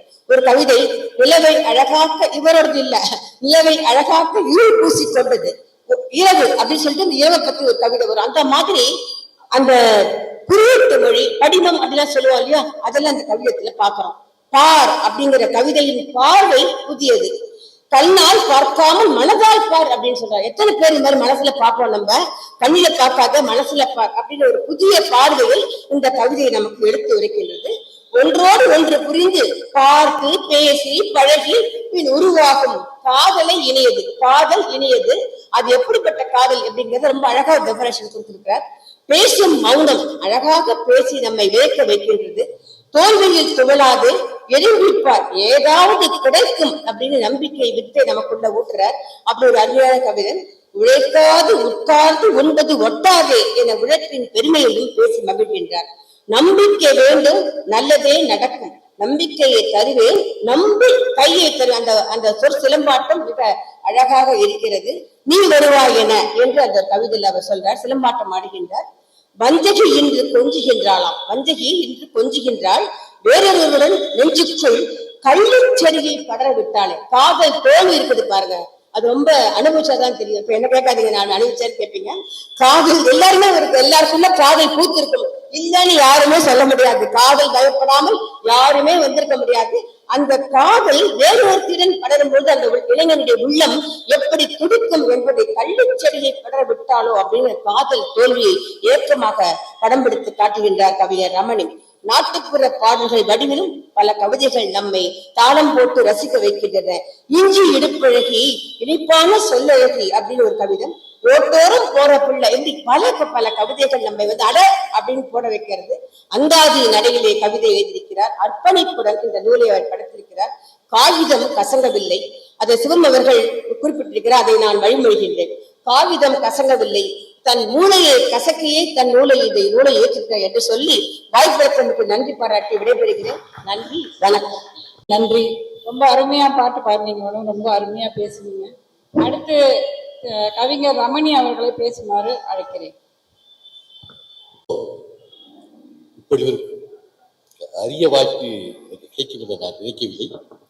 இப்படி அரிய மனிதர்கள், பெரிய பெரிய எழுத்தாளர்கள், ஆன்மீக எழுத்தாளர் கணேஷ் பாலா, புருஷோத்தமன், வேதா பகவானன், இதை போன்ற எழுத்தாளர்கள் மத்தியில் ஏதோ ஒரு பூவோடு சேர்ந்த நார் போல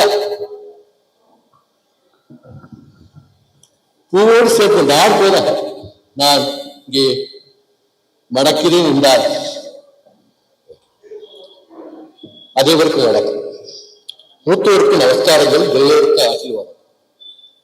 எல்லாம் வல்ல மகா பெரியவா தனிப்பெரும் கருணையார் இந்த இனிய அரிய விழாவில் பங்கேற்க அரிய வாய்ப்பை பெற்றோம். நூல் வெளியீடு. முன்பெல்லாம் ஒரு நூல் தயாரிக்க வேண்டும் என்றால் ஒவ்வொரு எழுத்தாக அச்சு கோர்த்து, ஒவ்வொரு பேப்பராக மை தடவி அச்சிட்டு அடுக்கி புத்தகமாக்கி மிக மிக கடினமான செயல். இருந்தாலும் அங்கு ராமாயணம், மகாபாரதம் உட்பட பல நாவல்கள், கதைகள், காவியங்கள் புத்தகங்களாக வெளியிடப்பட்டது. ஆனால் இன்று நாம் ஒரு புத்தகம் வெளியிடுவது கணினி, கைபேசி ஆகிவிட்டால் மிக எளிதாகிவிடும். நாம் கைபேசியில் எழுதியவற்றை நகலெடுத்து கணினியில் கொடுத்தால் புத்தகம் ஆக்கி தந்துவிடுகிறது. புத்தக கண்காட்சிகளும் அவ்வப்போது நடக்கின்றன. ஏராளமான புது புது படைப்புகள் வருகின்றன. சிறப்பாக விற்பனைகளும் நடக்கின்றன. ஆனால் ஒன்றே ஒன்று எனக்கு மிக மிக வருத்தம் என்னென்றால், கைபேசி மற்றும் தொலைக்காட்சியும் தலையிட்டால் மக்களிடையே வாசிக்கும் பழக்கம் மிக மிக குறைந்து விட்டது என்பது எனது கருத்து. அது தவறல்ல என்று நினைக்கிறேன். ஏராளமான வாரப்பத்திரிகைகள் விற்பனை மிக மிக குறைந்து விட்டன. இருந்தாலும் இந்திய முகநூல் மற்றும் பல சமூக வலைத்தளங்கள் வகை ஏராளமான புது புது படையாளர்கள் அன்னமணிக்கு குக்கீசல் போல தோன்றுகிறார்கள். அவர்கள் மூலம் ஏராளமான சமூக சிந்தனை புத்தகங்கள் வெளியிடப்படுகின்றன. அந்த வகையில் இன்று வெளியாகியுள்ள அத்தனை புத்தகங்கள் தூங்கும் பலரின் உணர்வுகளை தட்டி அளிப்பதாக அமைந்துள்ளது. கதை, கட்டுரை, கவிதை எல்லாமே எல்லோருமே ஒவ்வொருவரும் மிக மிக மிக எப்படி சொல்வது என்று தெரியவில்லை, மிக நுணுக்கமான கருத்துக்களை அதில் கொடுத்துள்ளார். காலத்தின் சிக்கனங்கள் எனது புத்தகம் வெளியுடைய இந்த விழாவில் கலந்து கொள்ள மிக அரிய வாய்ப்பை வழங்கிய சகோதரர் திருமதி உபா பட்டா மற்றும் திருமதி வரதா முத்துகிருஷ்ணன் மற்றும்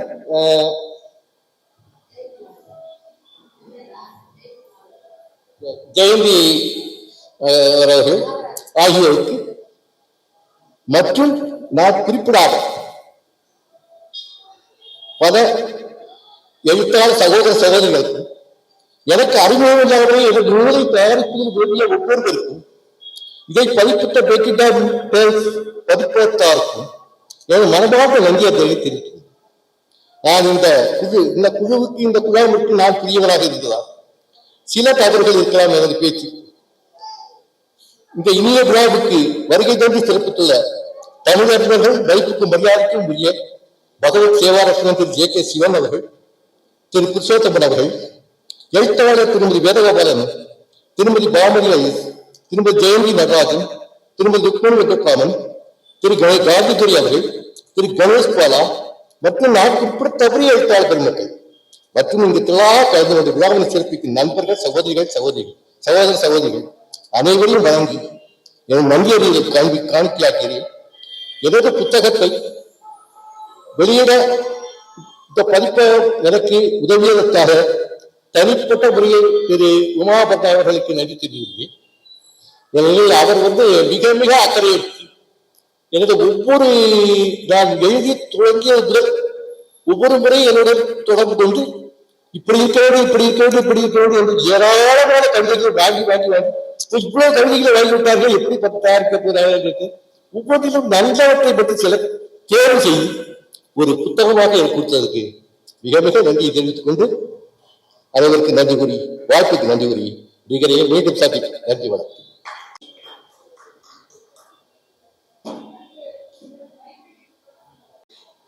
ஹலோ,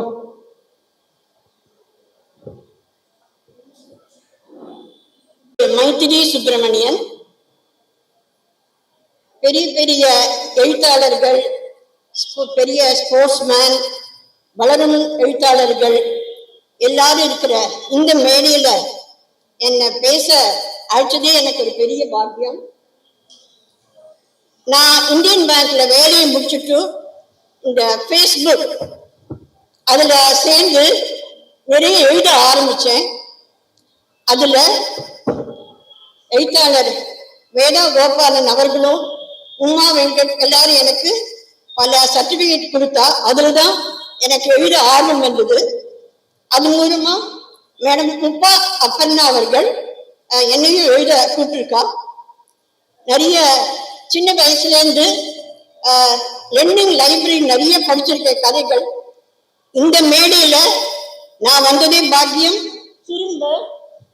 திரும்ப நானும் எழுதி புஸ்தக வெளியீட்டுக்கு வருவேன். உங்கள் ஆசீர்வாதம் தேவை. ரேவதி ஜானகிராமன் அவர்களை பேசுகிறார்.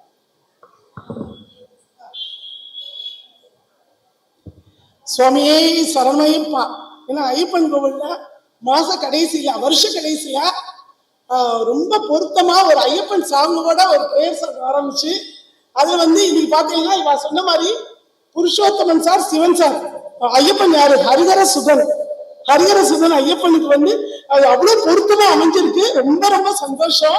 அதுல சிவன் சார் ஒண்ணே இல்லை, நான் எல்லாத்தையும் பத்தி டீட்டெயிலா போல, ஏன்னா எல்லாருக்கும் டைம் ஆயிடுக்கும். சிவன் சார் வில்லன் வில்லிய பத்தி சொன்னாரு.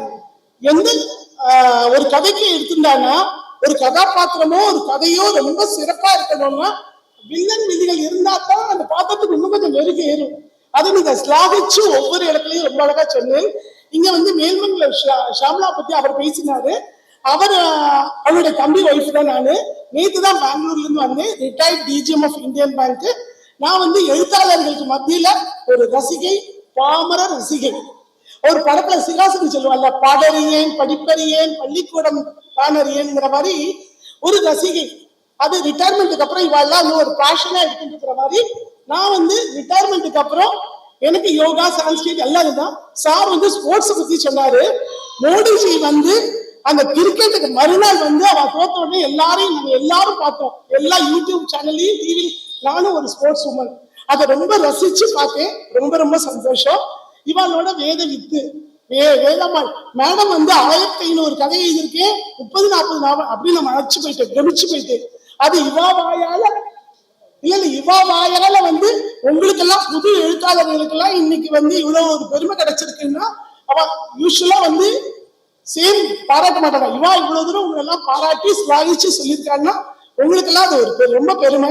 அப்புறம் மேடம் வந்து முனைவர் ஜெயந்தி நாகராஜன், அவ வந்து எங்க இடத்துல வந்து மதுரை, நான் மதுரைக்காரி, நான் மதுரையில தான் இருந்து இத்தனை வருஷம் அவ வந்து அந்த காலேஜ்ல இருந்து வந்திருக்கா. நீங்களும் மதுரையா? ரொம்ப சந்தோஷம் சார். அண்ட் பாலா சார் வந்து சிரிக்க சிரிக்க மேல்மங்கல ஷியாமலா கதை ஒவ்வொரு இதை பத்தி சிறுவர்கள் கதையெல்லாம் பத்தி சொன்னா, நவசக்திகள், நான் ரொம்ப வந்து டீட்டெயிலா போல, நவசக்திகள் எழுதின கதையா பிரியா ஊக்கியாட்டம் மேடம் வந்து உமா வர்ணா வந்து ஹேட்ஸ் ஆஃப் டு ஹர். அது அவ்வளவு தூரம் வந்து நல்லா இது பண்ணியிருக்கா. அண்ட் வனஜா நாகராஜன், வனஜா முத்துகிருஷ்ணன் மேடம் வந்து ரொம்ப சீனியர், அவளை ரொம்ப வருஷமா எனக்கு தெரியும். அவ வந்து எல்லாரும் 60+, அவ 70+. அவளோட டேஞ்சர் பெயிண்டிங் எல்லாம் ரொம்ப நல்லா இருக்கும். அவளை பத்தி சொல்லணும்னா நிறைய சொல்லினே போகலாம். ரொம்ப அந்த வசந்தி ஜனார்தன் பத்தி எனக்கு தெரியும். எல்லாரும் இங்க மேல்மங்கல ஷியாமலா, உமா சுவாமிநாதன், சக்திகள் அனைவரையும் தெரியும். ரொம்ப நேரம் வந்து நம்ம எடுத்துக்க முடியாது, ஏன்னா கடைசி பேச்சாளர். ரொம்ப ரொம்ப சந்தோஷம். உங்களுக்கு நிறைய டிப்ஸ் கொடுத்துருக்காரு, கதைகள்லாம் எவ்வளவு நல்லா எழுதலாம்னு. அவருக்கு ஒரு ஸ்பெஷல் தேங்க்ஸ் சொல்லுங்க. எல்லாருக்கும் வந்து வணக்கம், நன்றி, வணக்கம். இங்கு வந்திருக்கும் அனைவருக்கும் வணக்கம். இங்கே இந்த புத்தக விழாவிற்கு நடத்தும் புத்தக விழா வந்து சிறப்பாக நடத்தி கொடுத்த அனைவருக்கும் எங்கள் எழுத்தாளர்கள் சார்பிலும் பேக்கிடாம்ஸ் குழுவினர் சார்பிலும் நாங்கள் நன்றியை தெரிவித்துக் கொள்கிறோம். தங்களது வேலைப்பொழுதின் நடுவில் எங்களுக்காக சிறிது நேரம் ஒதுக்கி எங்களுக்கு வந்து கௌரவித்த திரு புருஷோத்தமன், மூத்த ஆலோசகர் விளையாட்டுத்துறை பாரதிய ஜனதா பார்ட்டி அவர்களுக்கும், பாகவத சேவா ரத்னம் திரு ஜே.கே. சிவன் அவர்களுக்கும் எங்கள் மனமார்ந்த நன்றி. எங்கள் ஒவ்வொரு படைப்பின் வெளியீட்டிற்கும் தவறாக வந்திருந்து எங்களை கௌரவித்து ஊக்குவித்து எங்கள் எழுத்தை பாராட்டிய எழுத்தாளர் வேதா கோபாலன் அவர்களுக்கும், முனைவர் திருமதி ஜெயந்தி நாகராஜன் அவர்களுக்கும் எங்கள் ஆத்மார்த்த நன்றி. இது போன்ற இனி எங்கள் வரும் எல்லா புத்தக வெளியீட்டிற்கும் நாங்கள் வந்திருந்து சிறப்பாக நடத்தி கொடும்படி ஒரு விண்ணப்பம் செய்து கொள்கிறேன். எங்கள் எழுத்தாளர் குழு சார்பிலும் பத்திரம் தெரிவித்த குழு சார்பிலும் நன்றியை தெரிவித்துக் கொள்கிறேன்.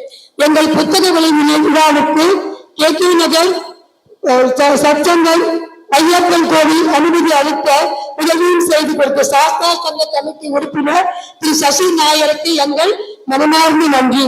ஊன்றுகோல் தேவைப்படுமா என்றும் காலத்தில் எழுதுகோலை எங்கள் கையில் கொடுத்து உன்னாலும் முடியும் என்று சாமதான போத தண்டம் எல்லாவற்றையும் உபயோகித்து எங்களை தட்டுப்படுத்தி எங்களை எழுத வைத்து பேக்கிடாம் நிலையத்தினர் லட்சுமி பிரியா அவர்களுக்கும் இயக்குனர் உமா அப்பர்ணா அவர்களுக்கும் நாங்கள் என்றென்றும் கடமைப்பட்டிருக்கிறோம். இந்த வருகை தந்து எங்களை கௌரவித்த சிறப்பு விருந்தினர்களுக்கும் எங்களிடம் பயிர்த்த எங்களை எழுத்தாளர் தோழிகளுக்கும் எங்கள் மனமார்ந்த நன்றி. Last but not the least, ஒவ்வொரு ஆணுக்கும் பின்னால், ஆணின் வெற்றிக்கும் பின்னால் ஒரு பெண் உண்டு என்று சொல்வார்கள். ஆனால் இந்த ஒவ்வொரு எழுத்தாளர் பெண்மணிகளின் வெற்றிக்கு பின்னாலும் அவர்களது கணவர், அவர்களது குடும்பம் இருந்து அவர்களை சிறப்பாக இன்று வழிநடத்தி இன்று மேடையில் இருந்து இத்தனை புத்தகங்கள் வெளியிட்டுள்ள அவர்களுக்காக எங்கள் சிரம் சாய்ந்த மிகவும் நன்றி கடமைப்பட்டுள்ளோம். எங்கள் விழாவை சிறப்பாக ஏற்பாடு செய்து கொடுத்துள்ள வனிதா முத்துகிருஷ்ணா அவர்களுக்கு எங்கள் சிறந்தால் நன்றி. எல்லாருக்கும் மிக்க நன்றி. உங்கள் அனைவருக்கும் வணக்கம். நான் வனஜா முத்துகிருஷ்ணனோட sister, doctor Shobana Vignesh singer அவங்களோட மதர், மகாநதி சோபனா அவங்களோட மதர். இத்தனை நாள் வந்து எங்க குடும்பம் வந்து சங்கீத குடும்பமா இருந்தது. இப்ப இருந்து என்னோட சிஸ்டர் வந்து நிறைய கதைகள்லாம் எழுதுனதுனால இப்ப எழுத்தாளர் குடும்பமா நாங்க ஆயிட்டு வரோம். என்னோட கசின் கல்பனா அண்ணா, என்னோட அண்ணா மாட்டுப்பேன் Kalpana Narasimhan, she is also a writer. அதனால நம்ம எல்லாருக்கும் என்னோட நன்றி. ஐயப்பன் கோவிலில் புத்தக வெளியீடு அவன் ஆசி பெற்றது நம் பெரும் பேரு. ஐயப்பன் கோவிலில் புத்தக வெளியீடு. அவன் ஆசி பெற்றது நம் பெரும் பேரு.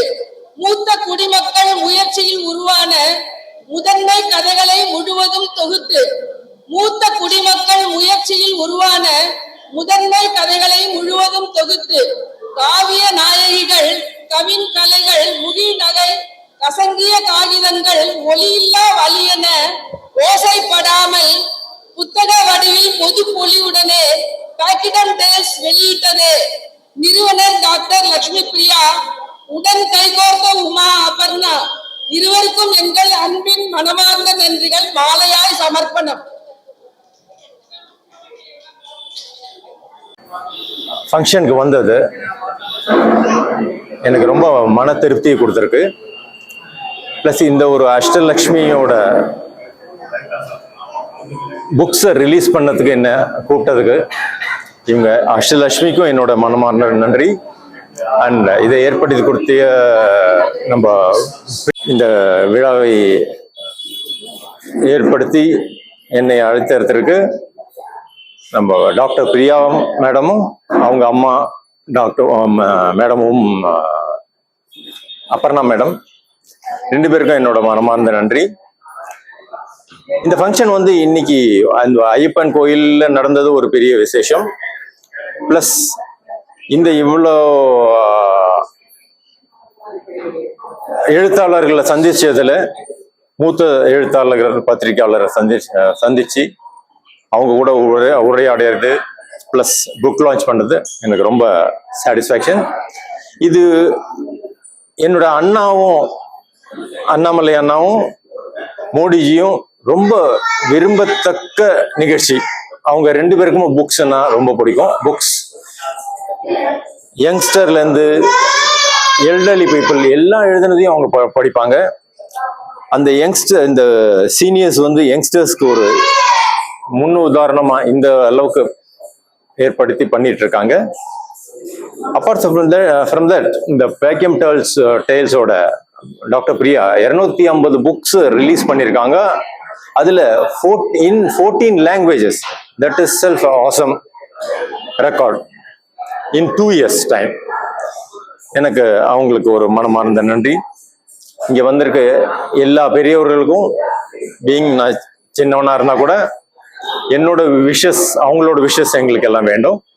எங்களுக்கும் எங்க அண்ணாக்கும் எங்க மோடிஜிக்கும் எல்லாருக்கும் அவங்களோட மனமார்ந்த வாழ்த்துக்கள். இந்த கோவில்ல இந்த மாதிரி ஒரு ஃபங்க்ஷன் நடத்தணும்னு சொல்லிட்டு எனக்கு ரொம்ப நாளா ஆசையா இருந்தது. ஐயப்பன் கோவிலை பார்த்ததுல இருந்து ரொம்ப ஆசை. இதுல கண்டிப்பா நடத்தணும்னு சொல்லிட்டு தான் முயற்சி எடுத்து நல்லா பண்ணினோம். அதுக்கு உறுதுணையா இருந்தாங்க எங்க தலைவி. இவங்க தான் எங்களை வயசான காலத்துல எங்களை எழுத வச்சு போர் அடிக்காம இருக்கிறதுக்கு, சும்மா வம்பு பேசாம இருக்கிறதுக்கு இந்த மாதிரி ஒரு இது எங்களுக்கு சொல்லிக் கொடுத்தாங்க. அதை நாங்க இப்போ நல்லா நிறைய 6 புக்கு இது பண்ணியாச்சு, வெளியிட்டாச்சு. இப்போ 7வது புக்கு நாங்க பண்ணிட்டு இருக்கோம். எனக்கு இவங்களோட வேலை படுறது ரொம்ப இன்ட்ரெஸ்டிங்கா இருந்தது. நான் இதுவரை சின்ன குழந்தைங்களோட காலேஜ் ஸ்டூடெண்ட்ஸோட ஒர்க் பண்ணிருக்கேன். இப்போ முதல்ல 70+ ஒர்க் பண்ணும்போது அவங்க சமையல் வேலை முடிச்சுட்டு மற்ற உடம்பு உபவாதம் இதெல்லாம் முடிச்சுட்டு கூட நான் சொன்ன ஒவ்வொரு வேலையும் சின்சியரா பண்ணி அந்த வயசுக்கு மேல அவங்க கம்ப்யூட்டர் கத்துட்டு எல்லாமே புதுசா கத்துட்டு எல்லாம் பண்ணதுக்கு ரொம்ப ரொம்ப பெரிய விஷயம். அவங்க கிட்ட அவங்க எல்லாருக்கும் எனர்ஜி அப்படின்னா 25 இயர்ஸ்க்குள்ள எனர்ஜி இருக்கு. அத்தனை பேரும் அவ்வளோ எனர்ஜியோட, நான் சின்ன பொண்ணா இருந்தா கூட அவங்க அவ்வளோ ஒபீடியன்ட், எல்லாரும் அவ்வளோ நல்ல சமத்து பசங்க. அதே சமயம் அவங்கள்ட்ட ஒரு பெரிய குழந்தை இருக்கு. எல்லாருக்கிட்டையும் ஒவ்வொருத்தையும் ஒரு சின்ன குழந்தை இருக்கும். இந்த பையன் ரொம்ப ரொம்ப அருமையா இருந்து. இந்த வயசுல அவங்க படுறது பெரிய விஷயம். அவங்களுக்கு நிறைய உடல்நல பாதிப்புலாம் இருக்கு, எவ்வளவோ இருக்கு. அதை தாண்டி நான் 5 மணிக்கு ஃபோன் பண்ணா உடனே எடுப்பாங்க. அது ஈஸியான விஷயம் இல்ல. ஒரு புக் எழுதி அதுக்கு நிறைய கரெக்ஷன்ஸ் அவங்க பண்ணியிருக்காங்க. அதுக்கு அவங்க ஹஸ்பண்ட்ஸ்லாம் ரொம்ப சப்போர்ட் பண்ணியிருக்காங்க. அது இல்லைன்னா இந்த வெற்றி காரணம் நம்மளாம் என்ன இப்போ 60 வயசானா நம்மளால முடியாதுன்னு நினைக்கும் போது இவங்க இந்த வயசுல காலம்பரில இருந்து சாயந்தரம் வரைக்கும் அவ்வளவு ஒர்க் பண்ணி அவ்வளவு பெரிய விஷயம் பண்ணது இந்த பெருமையில அவங்களுக்கு இட்ஸ் அ டீம் ஒர்க். இது என்னோட ஒர்க் இல்ல, இது நிச்சயமா இட்ஸ் அ டீம் ஒர்க்.